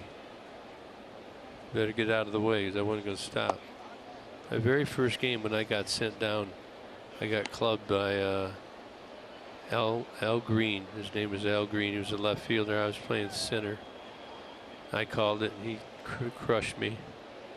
Had a little knee problem for about 6 weeks. So you learn that you call it loud. You make no mistake that who's got the ball. Well, they say the center fielder's in charge. You agree with that? Yes. I mean, when it all comes down to it, the center fielder is in charge. You hear him, you move. But again, there's a thing to not spooking. And if you call it late, you got to peel away. You got to comfort. 2 down, the 2-out walk now. Coaches, managers don't like that. Brings up the number 9 hitter, Tony Kemp. And he's had himself a very productive night. 2-run homer in the 2nd, single in the 4th. Leads all 9-hole hitters in average and on-base percentage.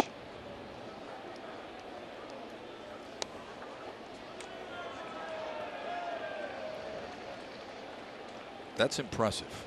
Yes, it is. Not sure how many people would know that.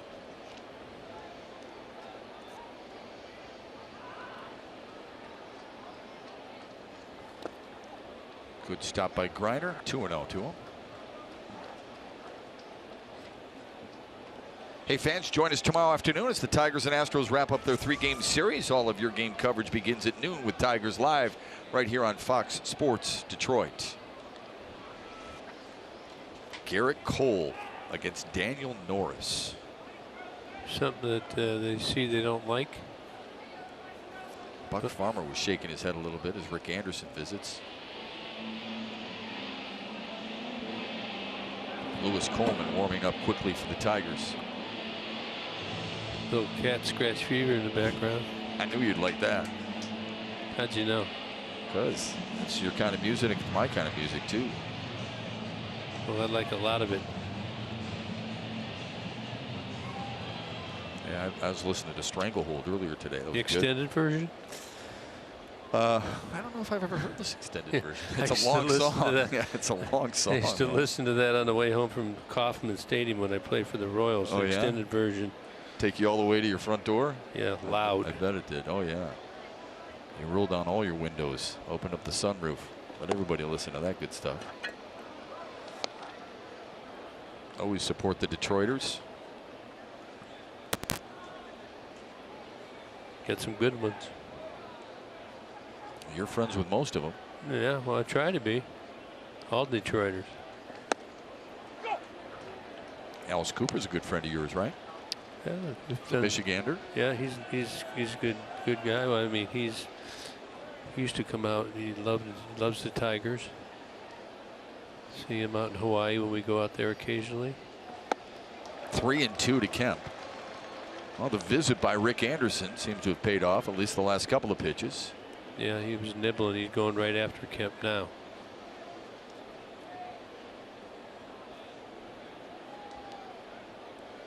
Guys like this are so important to a bullpen, aren't they, Gibby? Buck Farmer's ability to come in, give you a couple innings to get to the back end of that bullpen. Put a 0 up. That's all that counts. Can goes, but he lost Kemp. Back-to-back walks with 2 outs. Tough one to take for a manager because now you face Jose Altuve, and Ron Gardenhire doesn't like it. He's seen enough. And he's going to go with Lewis Coleman. Our wall side windows pitching change when we come back as the Astros threaten with 2 down in the 6th.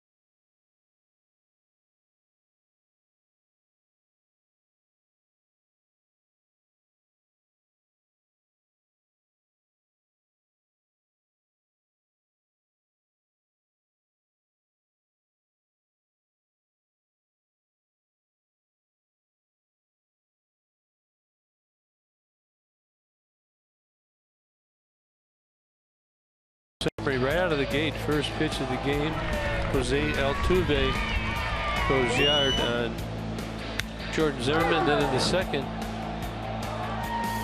Mr. Paul tried to sneak one inside. Tyler White there in the 4th inning, and then Jacoby Jones in the 4th as well. Big home run brings the Tigers within 1. Had great at-bats that inning. The Tigers did work him hard, and Jacoby got ahead in the count, set on a heater, and lined it out at 111 miles an hour. We got a wall side windows pitching change. Lewis Coleman, 46 game. You can see about an inning per appearance.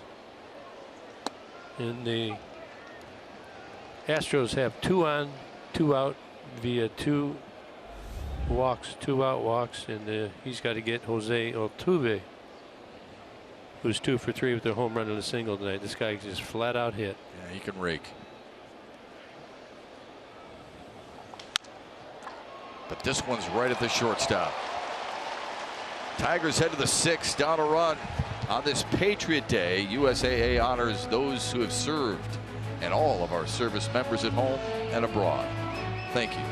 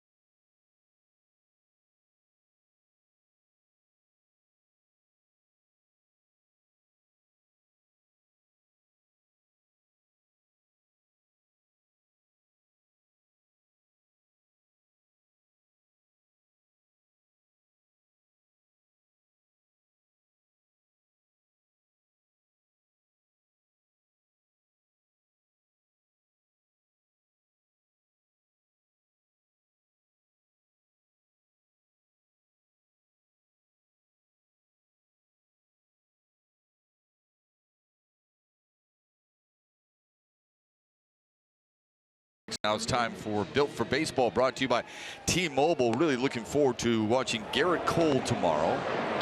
Garrett Cole and Justin Verlander, 2 of the best in the business, 2 of them vying for Cy Young awards. And they, as teammates, the first pitching duo to have 250 or more Ks in a season since Randy Johnson and Curt Schilling in 2002. The first right-handed teammates since 1886. That is a mind-boggling statistic, and he'll face Daniel Norris in that pitching matchup presented by Wallside Windows.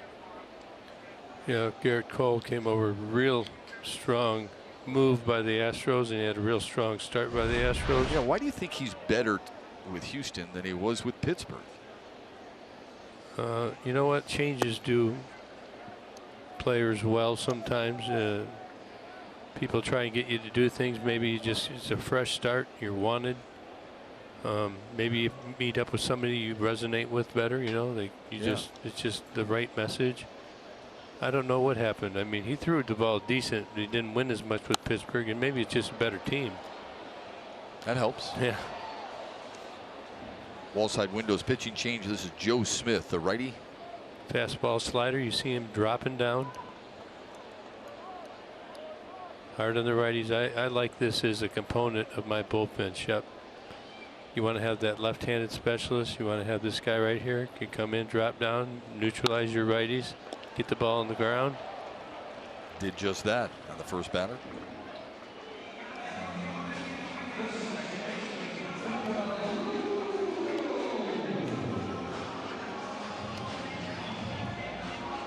Smith does not allow many base runners, folks. He ranks 4th in the American League in opponents on-base percentage, just .242. So you have to hope he's going to have an off night here. Righty's batting just $1.98 against him with 30 Ks.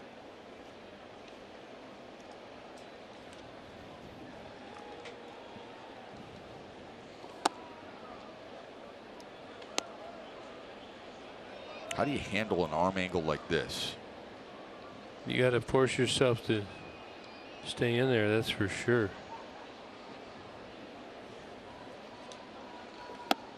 I know that sometimes you just look away when he's coming and wait for him to get his arm out of that funky position. You know what I'm saying? Because if you look at the way he comes at you, it looks like he's. Well, a fair ball. Nice play by Bregman. Well, he came and got it. Look at Smith. I believe he steps way across his body. Good Bregman. He's up on his. Yeah, it was fair. And the good throw. I was talking to Jeff Blum. He was a teammate of mine in Arizona. He played shortstop, second, third base.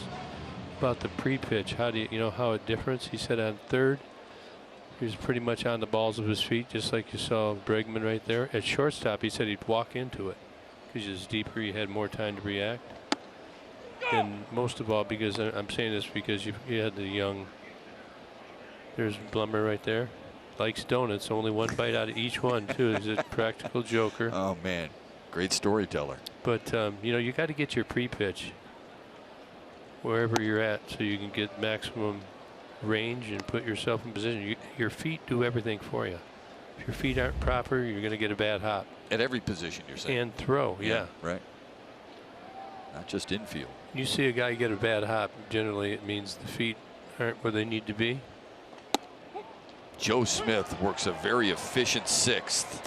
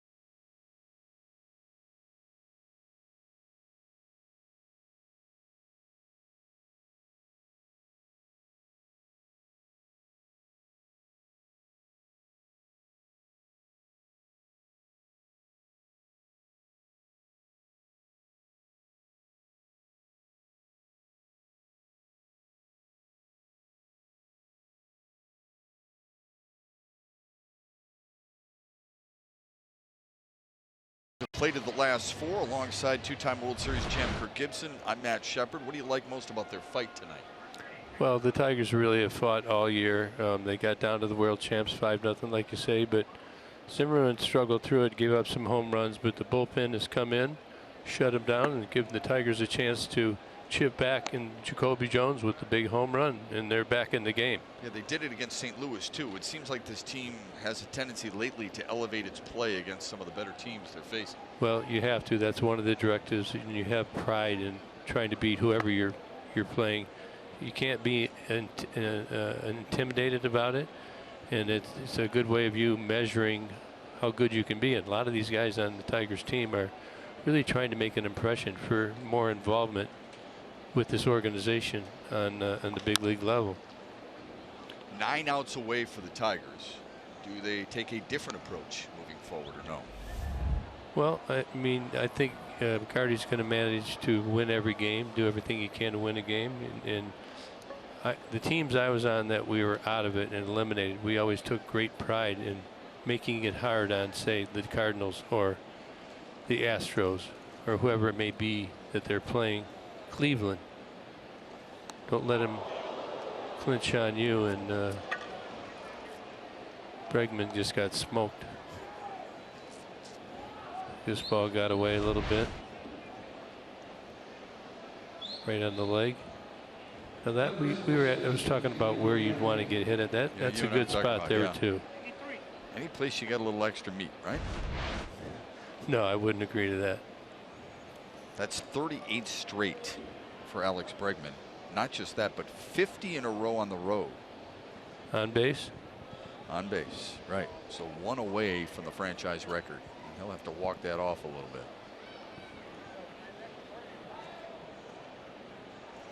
He is number 4 in the American League in on-base percentage.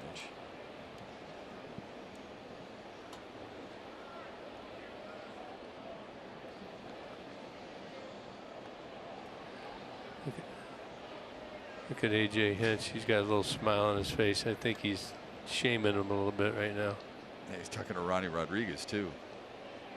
He's saying, "Really? You got hit on the leg? Look at him. He's shaking his. He's smiling." I know AJ. I'm sure he didn't give a ton of sympathy for that one. Right. May have gone out there just to embarrass Bregman just a little bit too. TV time. Yeah, sure. Although he had plenty of TV time with you earlier. I can't wait for folks to see a little bit more of that conversation tomorrow. And another one. Well, that one's not so funny. Nope. That hit him, or was it a foul ball?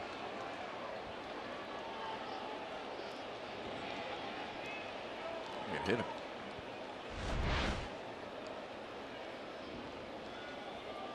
Oh, yeah, well, he's got a big pad right there. Yeah, he's not trying to do this. I know that for a fact. Well, no. I mean, look, your team's down just a run. It's the start of an inning. It's the middle of the lineup.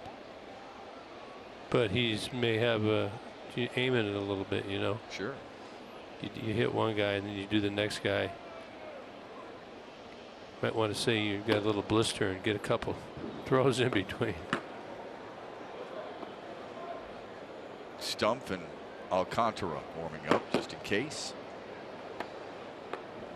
Coleman's put himself in a tough spot here in the 7th. Marwin Gonzalez in an 0 for 3 night. Pretty much know this is going to be away. It was. Gonzalez has hit safely in 9 straight road games, and over that stretch has hit a robust 342.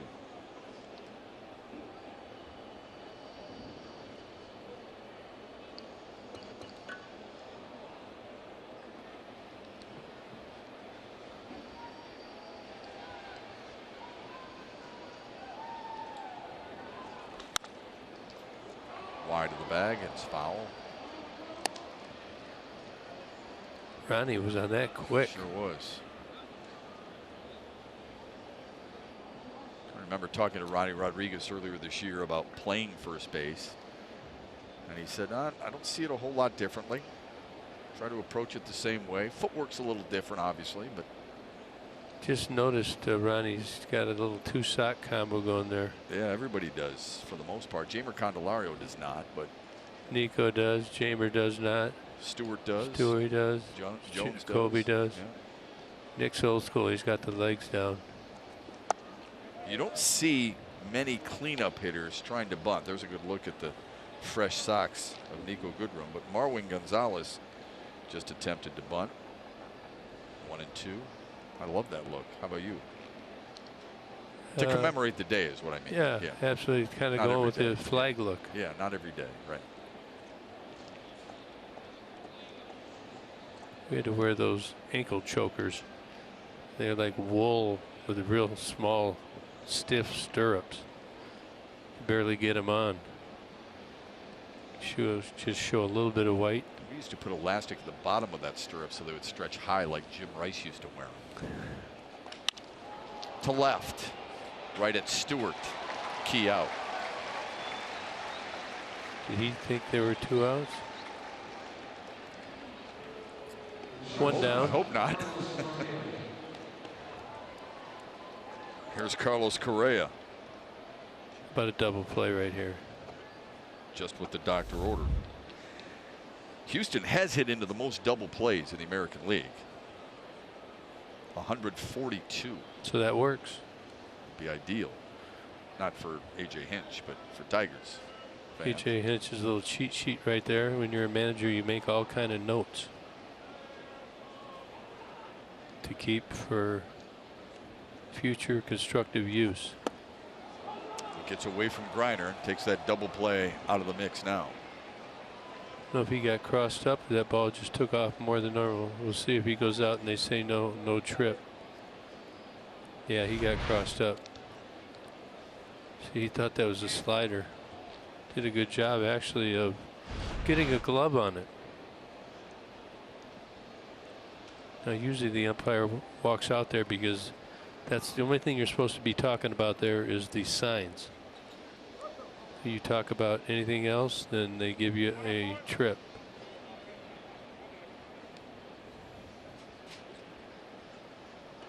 Free pass to Correa. Bound visits, 3 remaining. They scored that a pass ball, by the way, and Ron Gardenhire will now go situational. He'll make another pitching change with Josh Reddick due up next for Houston. And the Astros leading 5-4. We'll have that pitching change for you when we return to Comerica Park after this.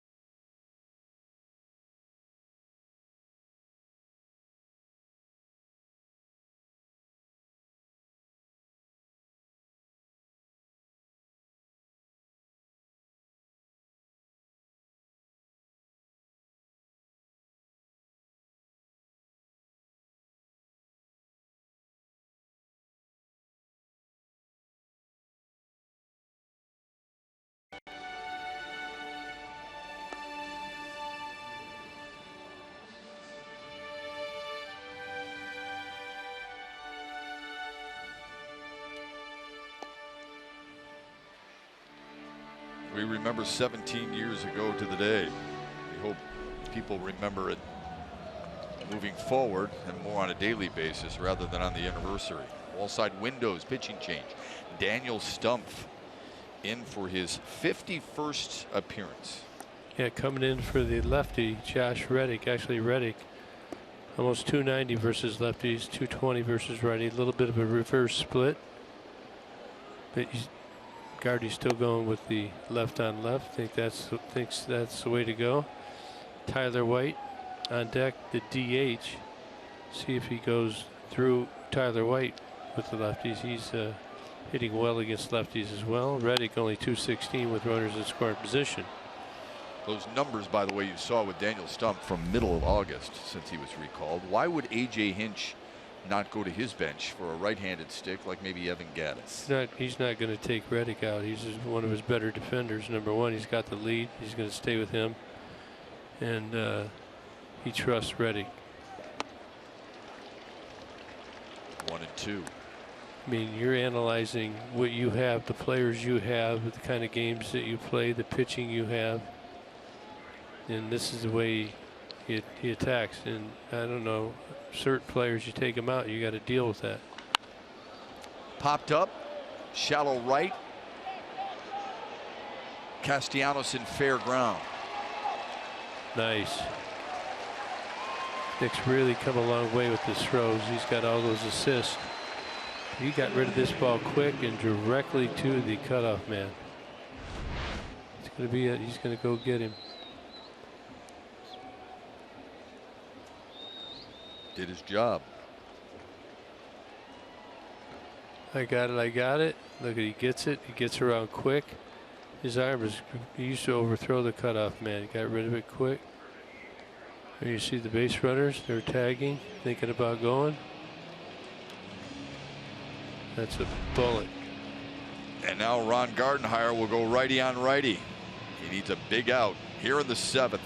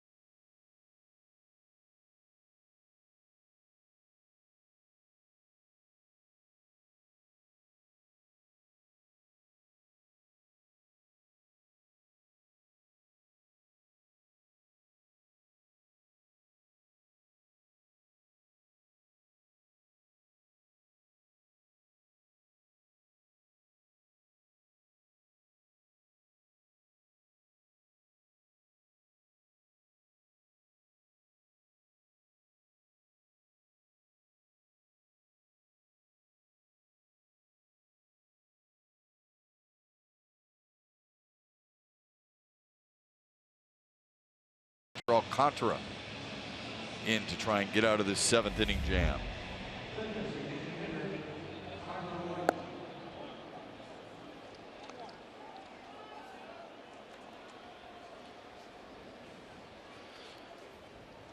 Victor Alcantara throwing strikes, fastball.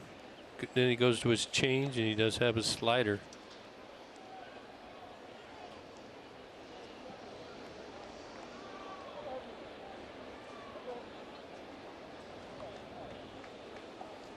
He's got to get Tyler White.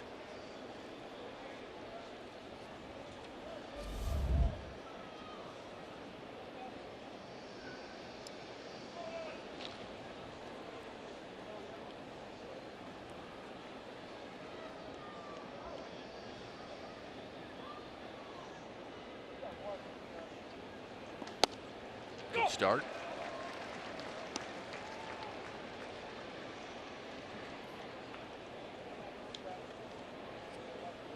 White 0 for 2 this season. The bases loaded. Hit well with runners in scoring position, almost 360.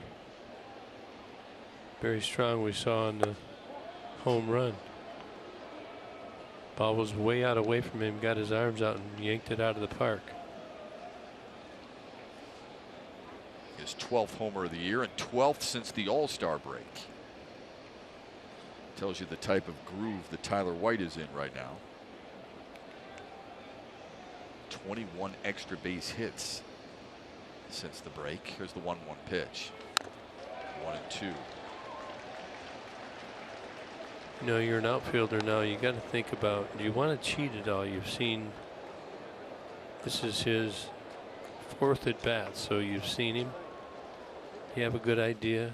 This is when I used to like to know whether it was an off-speed pitch from the outfield or a fastball, because you can kind of get moving. You're really trying to, you got man on second and third base hit, you're going to get 2 runs. You're going to give up 2 runs. You're within 1 right now. You don't want to be down by 3. So you get in a little different position. find a way to get the ball that you wouldn't normally get. 3 fly balls by Tyler White tonight. 1 went over the wall. The other 2 landed in Jacoby Jones's glove. Yeah, Jacoby's deep. He's pretty edgy out there. He probably has a good idea it's coming to him.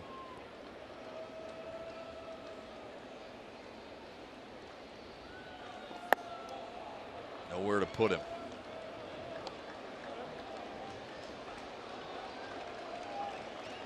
Advantage hitter here. You think so? Yeah, I do. You?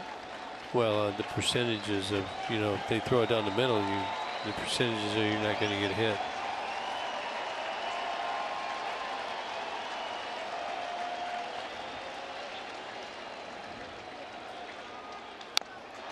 Barely stayed alive. Tyler White looks like he's bailing, but he gets a piece of it.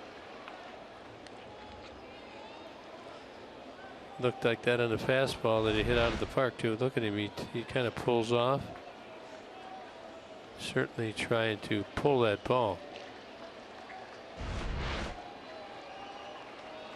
He sure doesn't get cheated, does he?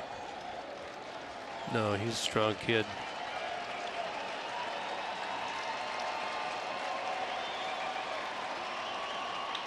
Grounded to third. Tough play for Candelario. Didn't get him. No. I think he got him.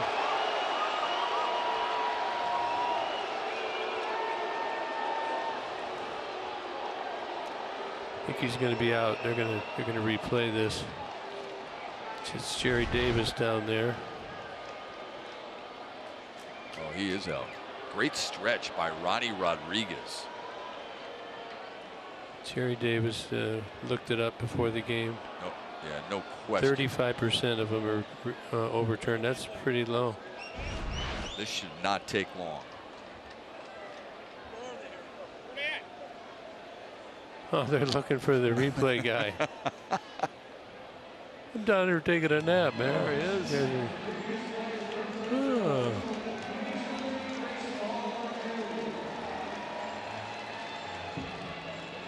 Well, they had a game the other night. Actually, Houston was involved in it in Boston. Right. Where they thought that Altuve was safe and he got called out. That was Sunday. So they haven't been on the good side, and they sent that. I mean, he's clearly out. Oh, no question. And that ball is deep into Ronnie Rodriguez's glove. You know what?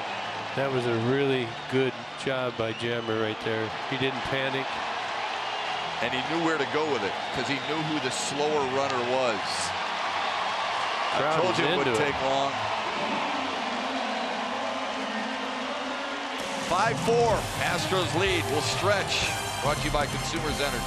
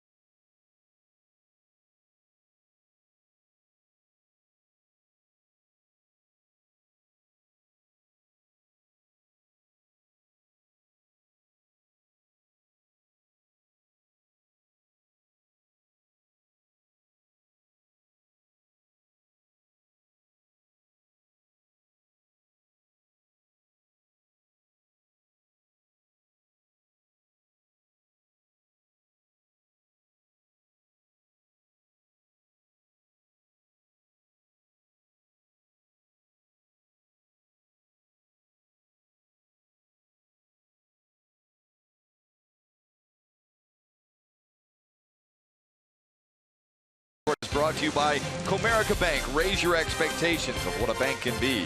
Come to Comerica. By your Metro Detroit Chevy dealers. Visit ChevyDetroit.com and see why Chevy drives the Motor City. And by Wallside Windows, we can do that. We are the factory. Picture day here at Comerica Park. Right around 3:30, just before batting practice.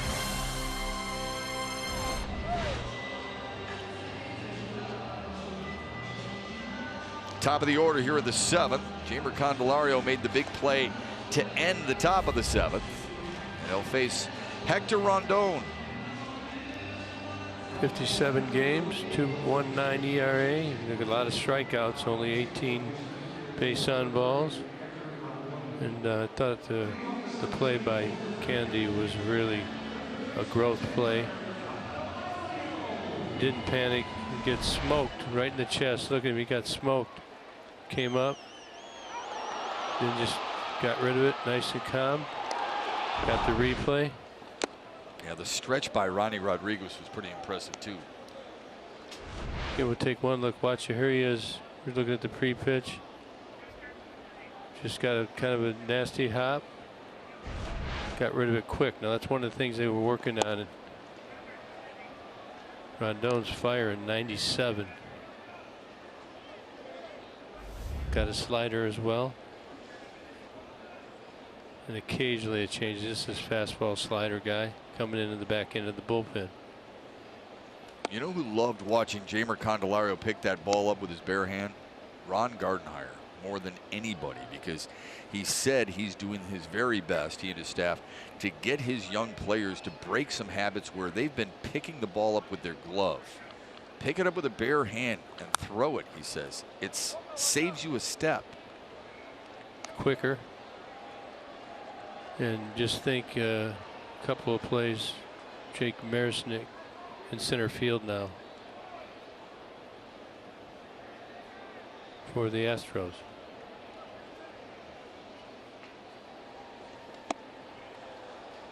Candelario goes down swinging.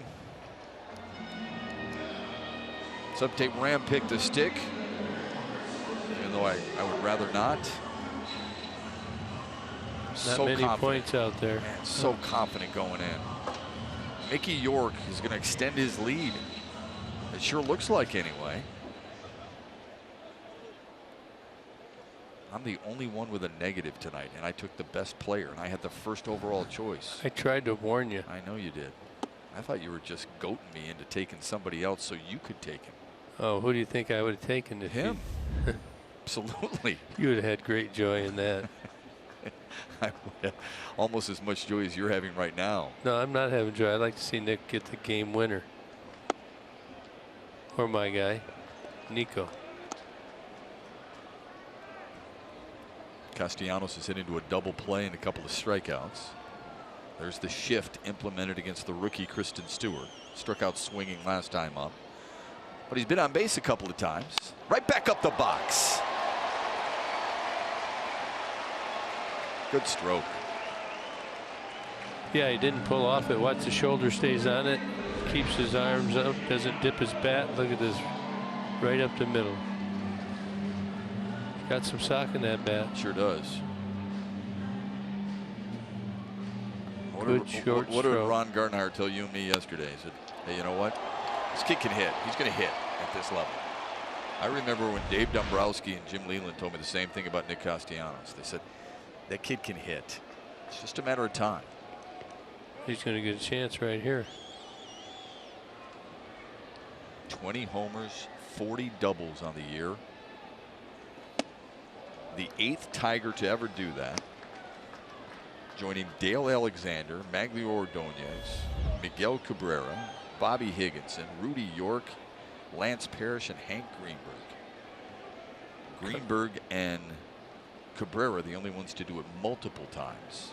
5 and 4 times. Ooh, saw that good. Tried to crank it. There it is. Greenberg more than anybody else. And one of the many reasons he has a statue in left center here at Comerica Park. I tell you, Cabrera and Greenberg, they really separate themselves, didn't they? Sure did. It's a great place to stand out there. Yeah, I watch love the it. game. Yeah, I love it. It's really not a bad place to sit or stand in this ballpark. Go all the way around. See a lot of signs looking out at the buildings that weren't there not many years ago. Doing a great job of bringing the city back. I would think we would see more statues in right center sometime soon, don't you? Now, I'm just thinking they're going to have the next one.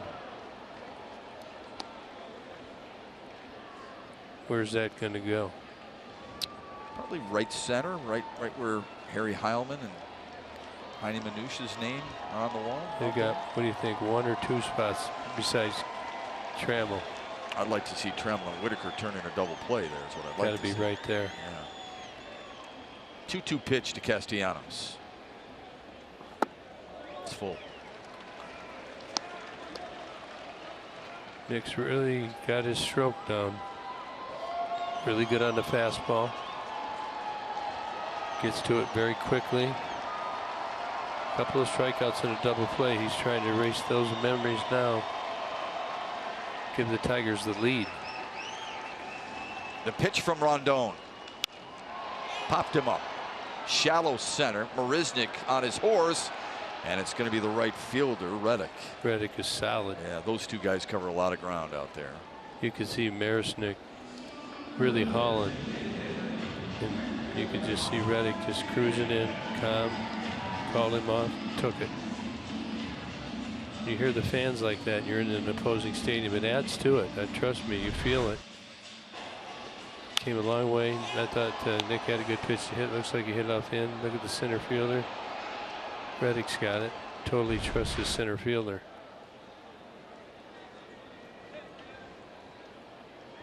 What were we saying earlier when Jacoby Jones made that play in shallow right center in front of Nick Castellanos? It's about communication. Oh, definitely. You got to trust him. Victor Martinez looking for his first knock.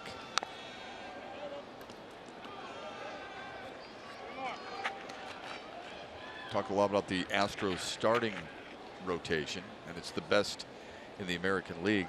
Their bullpen's been pretty darn good too. Well, they kind of revamped it. You know, a lot of people are doing that. Blow the first shift out and give them a rest. Bring the new guys in.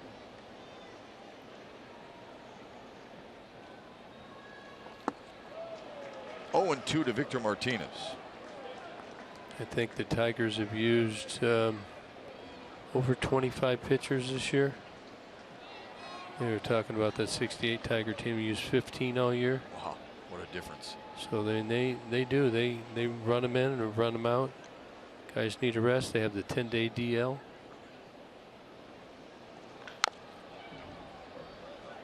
It's really changed the way that people use the disabled list.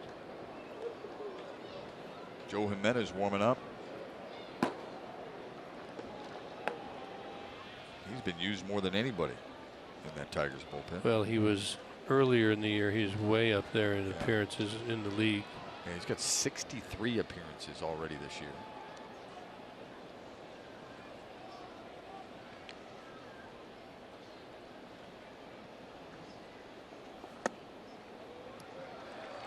Victor Martinez is the 3rd most difficult batter in the American League to strike out.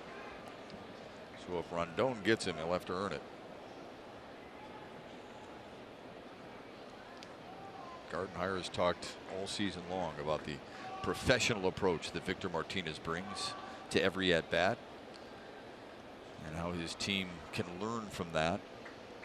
Here's the 1-2 pitch. Golf to right in front of Reddick. That's a 2-out knock. Runners at first and second. Keep the line moving, Victor, and he does. Reddick again up quickly.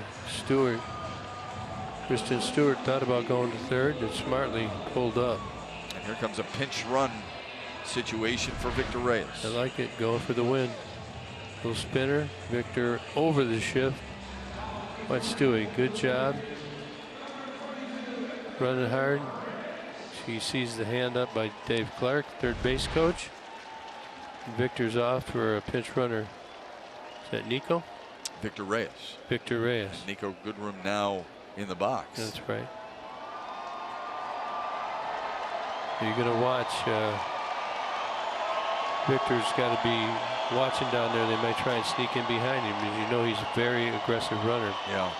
They get a short double, he'll score, put the Tigers ahead. Absolutely. 29th pinch running assignment for Victor Reyes this year. That is most in the American League. Goodrum doubled and scored in the 4th, struck out in the 5th. Stewie on second, Reyes on first. Nico trying to get him in.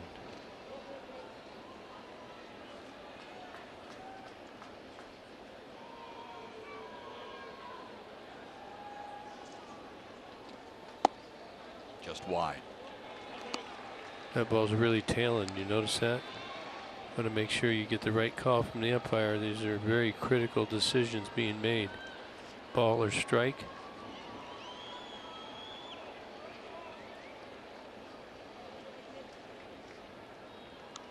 One and one the count. 22nd pitch of the inning. Rondon really falling off there. Seemed to have it against Candelario, and then a single by Stewart. Fly to right by Castellanos, and then another single by Victor Martinez. Just hope that he throws him one down the middle, because he's got the bat speed. He may take it to left center field. 3-1. Here's our Xfinity high-speed pitch. 97. Low of 85. He's got to get the heater right here. Got more action in the bullpen for the Astros. Colin McHugh up warming.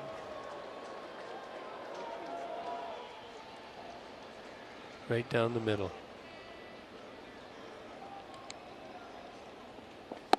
The showdown continues. That's filthy there, isn't it? It's not fair. That's a big league pitch. That's a Hall of Fame pitch, as Durwood Merrill, ex-Major League umpire, would say. 3 balls and a strike, and he drops that in on you. You got to tip your hat there.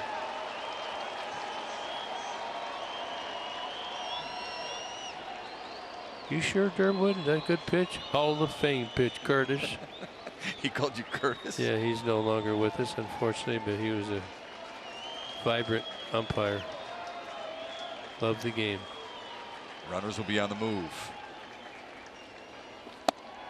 Got him looking.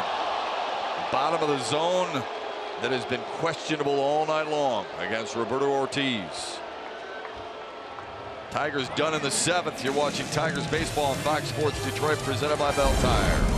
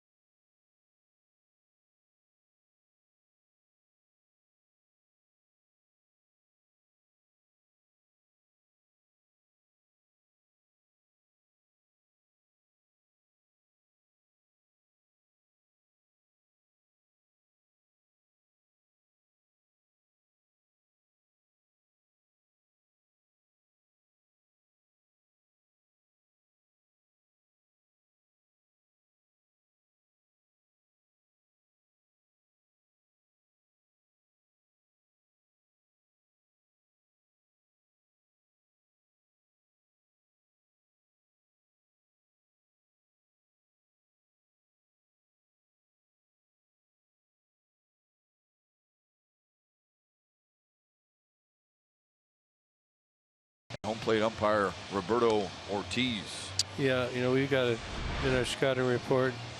You're going to see these balls. It looks like a little low. Doesn't get the call. He does tend to call the low pitch more often than other umpires for both lefties and righties. That's probably based upon what we've seen, Chuck. Too close to take, and got to give Rondon credit. He's down 3-1, drops a big slider in on him, makes it 3-2, and makes a pitch right there, and he gets the call. Brian McCann, Jake Marisnick, and Jose Altuve due up for Houston here in the 8th. Boy, they've had some chances.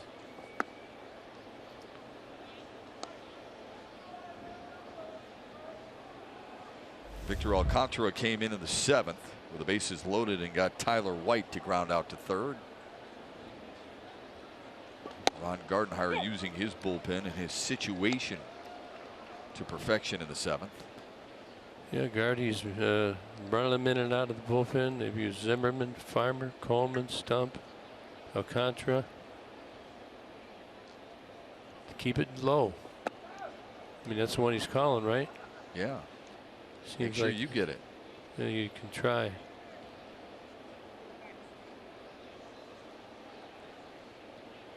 Turned that one over, ran off the plate.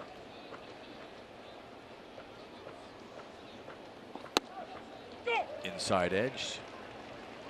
2-2. Boy, really stayed with that. Ball came back and barely got the inside corner. Full Ted Williams shift on, and look at Nico is almost. He's coming back the other way. Almost his regular shortstop position.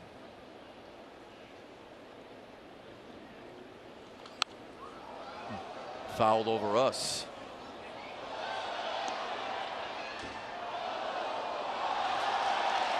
It's about a 5 bouncer. Yeah, did somebody catch that on the bounce?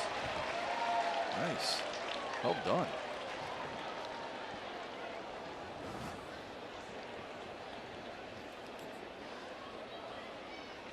Two-two pitch. Got him. About the Tiger bullpen. Continue to keep the Astros scoreless. Look at that running two-seamer. That's the changeup. Look at him turn it over. You can see the grip. Can well up front. He's down. Well, that'd be big next year if Victor Alcantara and Buck Farmer and Drew Verhagen could find some consistency. I think Alcantara has grown up quite a bit this year. Boy, he has. Yep. It's the first at bat of the night for Jake Marisnick. Came in as a defensive replacement for Tony Kemp, who was having a nice night. They get him out of there. Had a home run, a single, a walk. Yeah.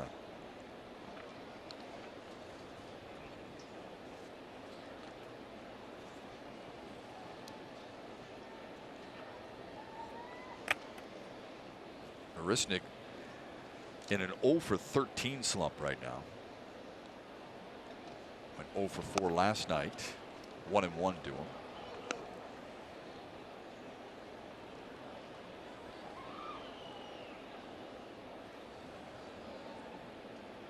Had one of those wall crashing catches in center field with 2 outs and the bases loaded Saturday in Boston.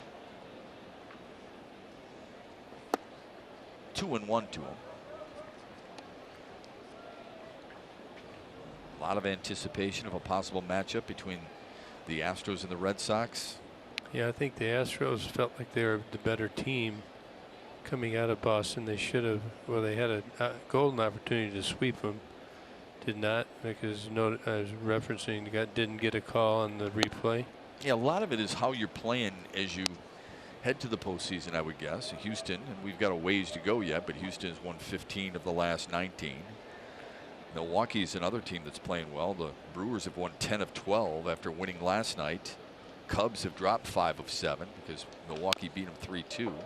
Got some injuries to the Cubs. Yeah, and Lorenzo Cain was awesome last night. Did you see that? 4 for 5. I didn't see that. Yeah, he's a good player, that's for sure. Yeah, he really is.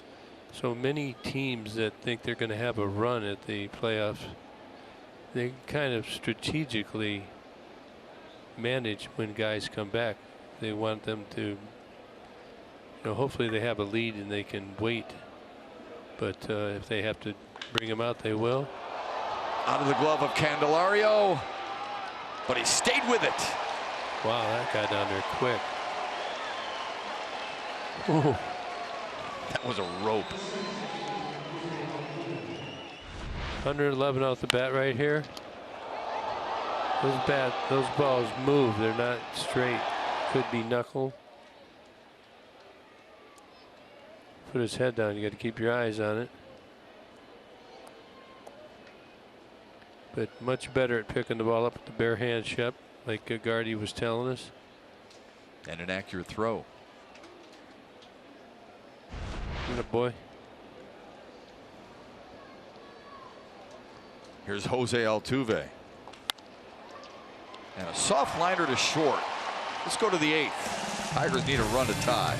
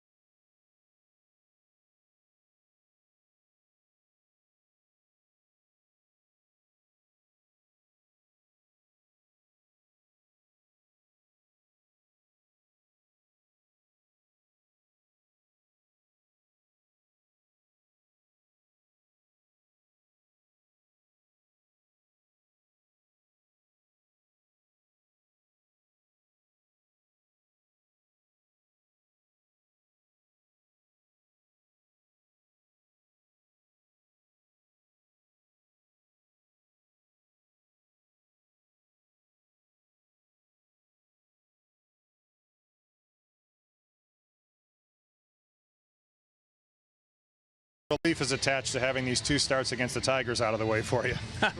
Yeah, it's you know, I definitely had marked it on my calendar at the beginning of the year. Hoped I got the chance to pitch here. It worked out well.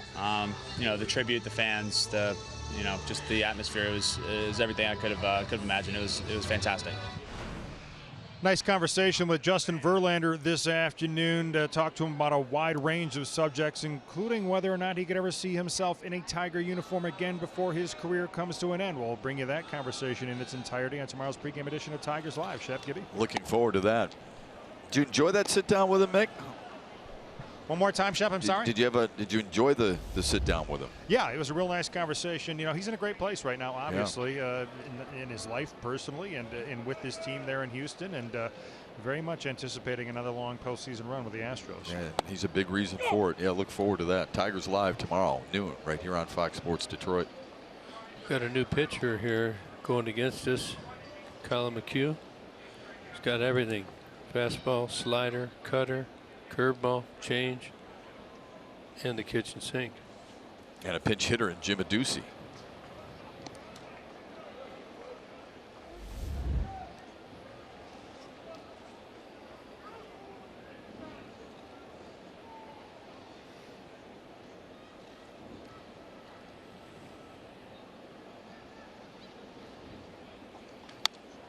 Adduci pinch hit last night. 0 for 1.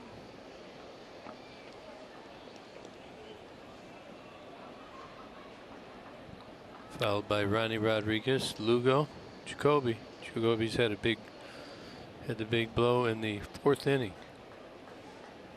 Adduci 1 for 9 on the homestand. Stroke to second. Altuve fundamentally sound. Here's the 1-800-CALL-SAM call of the game. Ron Gardenhire recognizing how important those first responders are, and that is genuine. I promise you that.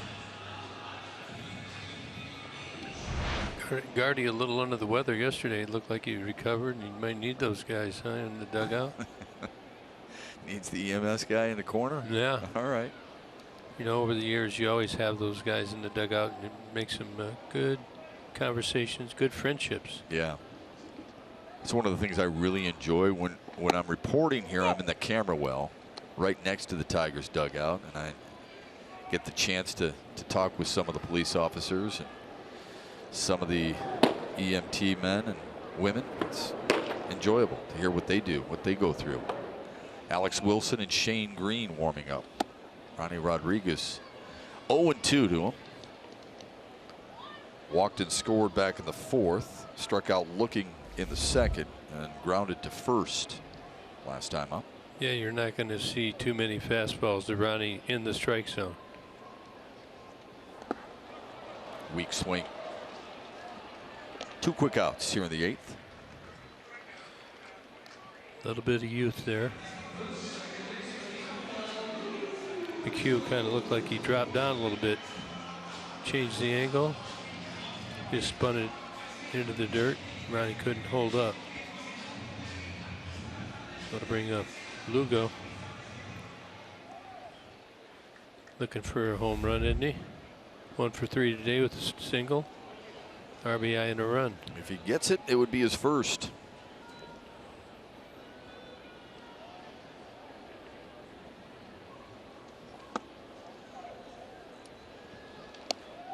McHugh's one of those valuable pitchers who can start for you and come out of the bullpen. ERA under 2. 4th among AL relievers in ERA. 5th in WHIP. 9th in opponent batting average.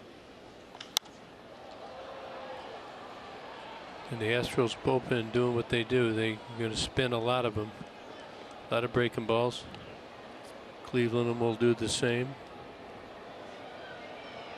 You get into the postseason and they really change it up. Starters go 4 innings probably, Shep, unless you really got a beauty going. They start matching up early.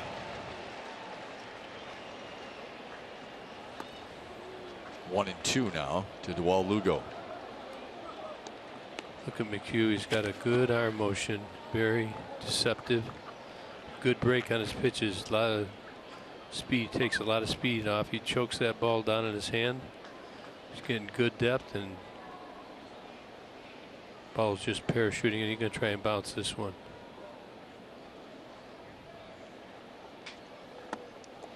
Two and 2. Jared Saltalamacchia looks like he's taken over in the 9th after Grayson Griner was pinch hit for by Jim Adduci.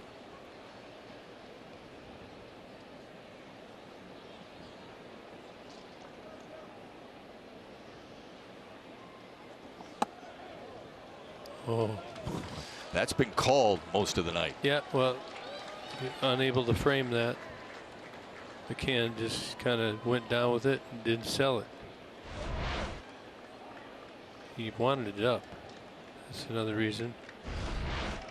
That's big. Could be a big break. Got to be a wrinkler here. It was, and he's gone. Final frame. Tigers trail by a run.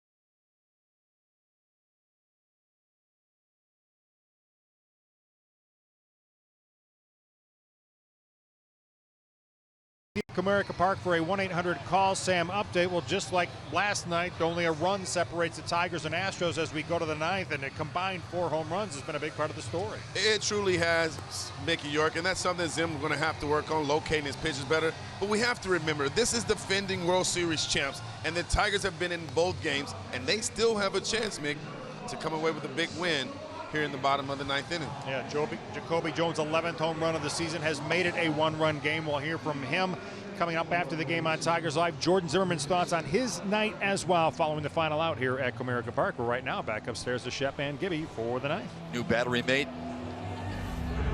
Alex Wilson and Jared Saltalamacchia. For Wilson, his 55th appearance. And for Saltalamacchia, his first appearance as a Tiger since October 1st of 2016. He's back.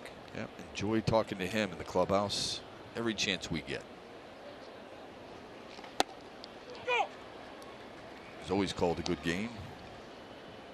Bregman, Gurriel, and Gonzalez due up for A.J. Hinch and the defending world champion Astros.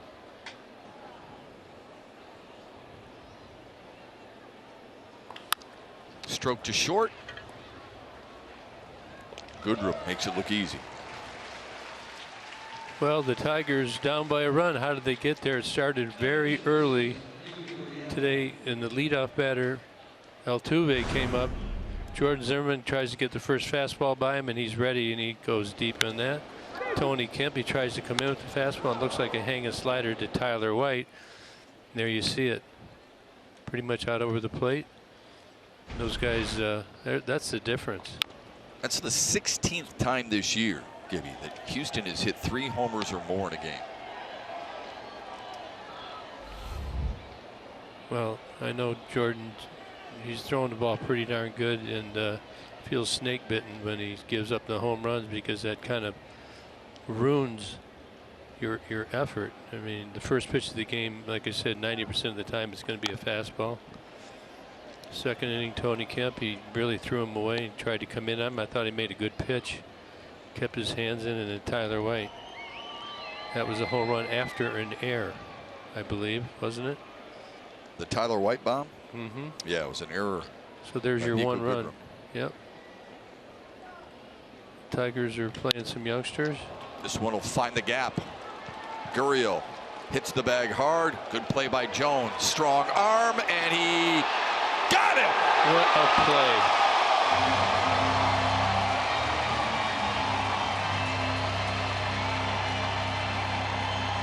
It's all technique here. Use your abilities. Ball's hitting the gap. Great wheels, great reverse pivot, great throw, and a great tag. First of all, he cuts it off. Now watch, he's going to reverse throw. This is perfect technique.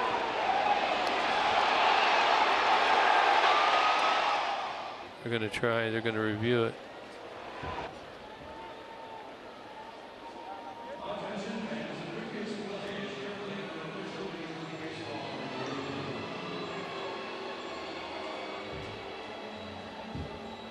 What do you got to lose, right? Agreed. Gibby, how difficult is that? I mean, he turns his back to know where second base is. It's not the strength of the throw for me, it's the accuracy of the throw Well, that amazes the me. technique was right. He reverse pivoted, okay? Yeah. And you're going towards right field, and you need to throw back towards third base. Now, how do you do that? Well, he did it with his footwork. He turned around on the reverse pivot, got his front shoulder lined up, and I don't think they'll reverse this. It's close. Yeah, I don't think there's enough evidence there. It's hard to do. You always reach for the player. Many organizations teach you stay to the bag. They got to come to the bag, right? Yeah. It's hard to do, though, because you see a guy, so you reach to tag him before he gets there, and they pull that swim move on you. Jacoby Jones is looking at the big scoreboard. He sees the replay. Even he winced a little bit. He's out.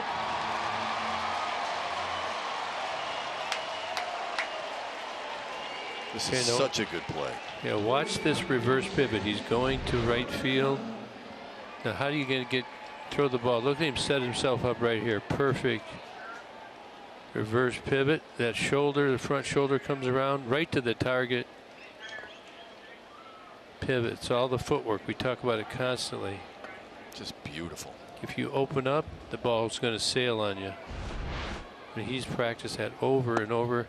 He practices that every day. He probably has Clark, he probably hits him a couple balls. He might do 2 of those and just work on the footwork. Nice slow motion, maybe a little quicker at times. But he has had an outstanding year defensively for the Tigers. That was graceful and powerful at the same time. Tigers lead the majors with 34 outfield assists. So if you looked at the run matrix, a man on second, nobody out, I think the probability of scoring is about 65%. So when we talk about defensive runs saved, that's pretty much one of them right there. And you're talking about the Tigers leading the majors in assists. That is huge. That's hard to do. It really is. And Jacoby Jones coming into the game today, 21 defensive runs saved. That leads the AL. Gonzalez swings and misses on a 3-0 pitch. He's going to get credit for another one there.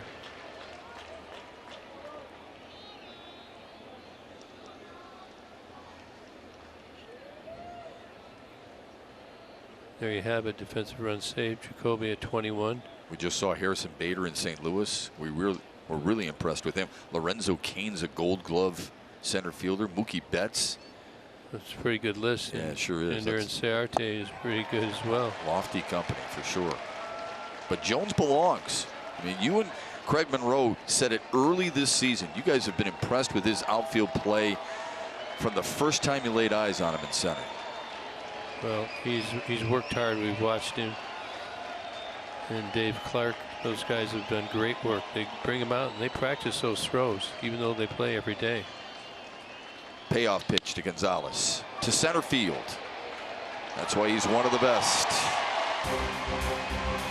3 outs away. They need at least a run.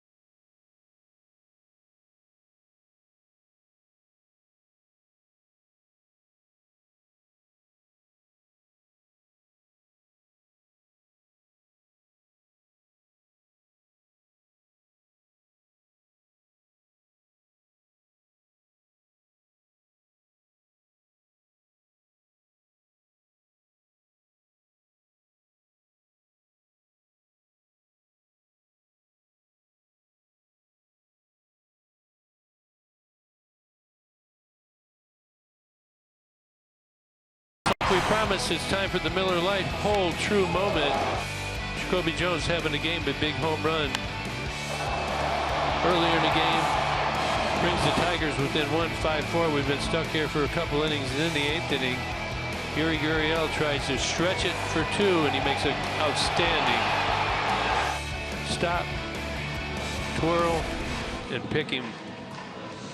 Saves the Tigers another run. And yeah, listen, it's really hard to be consistent in this business, right? But if he can gain a little bit more, then we're going to be enjoying an all-star and Gold Glove center fielder for a long time. Now, he's got a ways to go offensively, but defensively, It's as good as it gets. Roberto Osuna picked up his 16th save last night. And look who's coming to bat.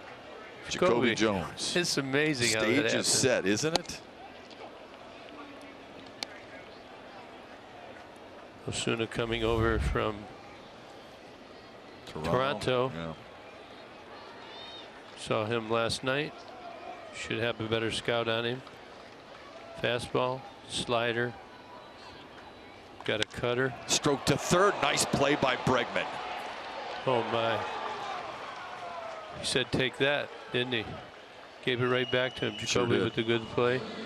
It's a good pick here by Bregman. We looked at his pre-pitch early. Look at him. He's perfect. Got a good glove. Right into the pocket. Jacoby thought he had one. It's good range. Has to make that play clean. If he doesn't, Jacoby Jones is safe. There's no bobble that can be afforded there by Alex Bregman. That'll bring up Candy.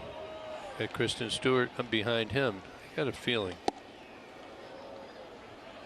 96 at the top. Candelario with 18 homers on the year.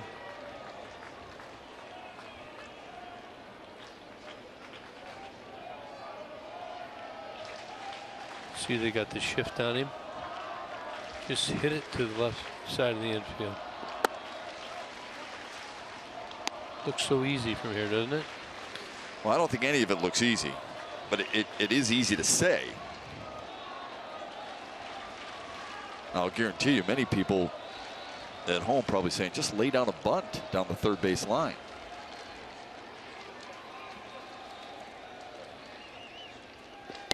Check to swing. 2-1. Remember that walk-off he hit against St. Louis? That's what he's thinking about. Not thinking about bunting. But not a bad idea. He went oppo there too. Not a bad idea, Shep. The way you can get on and put some pressure on that pitcher, that defense. Yeah, then the game-winning run is at the plate. Just missed it. 2-1, or 2-2 rather. Really try and throw Candy up top. It's a hard pitch to get on top when the velocity's like that. You have to ride.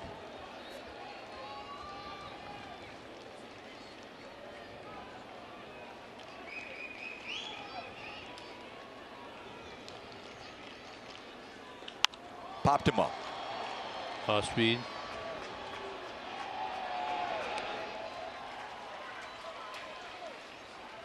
Tigers down to their last out. Kristen Stewart. This would be something, wouldn't it, if he had his first home run right here. Hit 23 in Toledo, 25 overall in the minor leagues this year. There's no doubt he has power, and he's been on base 3 times tonight. Looked good. 2 walks. Did have a strikeout and then a single up the middle. Yeah, looks comfortable. Got an idea. You know, back in the day, you used to see a guy like Goose Gossage come in, throw 96, 7, 8, 9, 100. Never saw him in the minor leagues, but now these guys are much more prepared. They see the guys throwing 100 mile an hour in Double-A, Single A. Are there some guys in Single A throwing 100? Oh yeah. Wow. But usually by the end of the year, a lot of them are in Double-A. A lot more of them do than used to in the past. Tough spot here, and he struck him out. Houston has won back-to-back 1-run games in the first 2 games of this 3-game series. We'll send it now to the Call Sam Studios, and Mickey York and Craig Monroe standing by for Tigers Live postgame. All right, Matt, thank you. Houston homers the difference tonight. We'll look at what allowed the Astros to launch with such frequency. We'll show you the key to the Tigers' 4-run 4th inning that made it a 1-run game at the time. We'll explain why all Jacoby Jones needed tonight was a little patience. And the Astros throw another ace in the series finale. We'll look ahead to tomorrow's matinee next in a postgame edition of Tigers Live.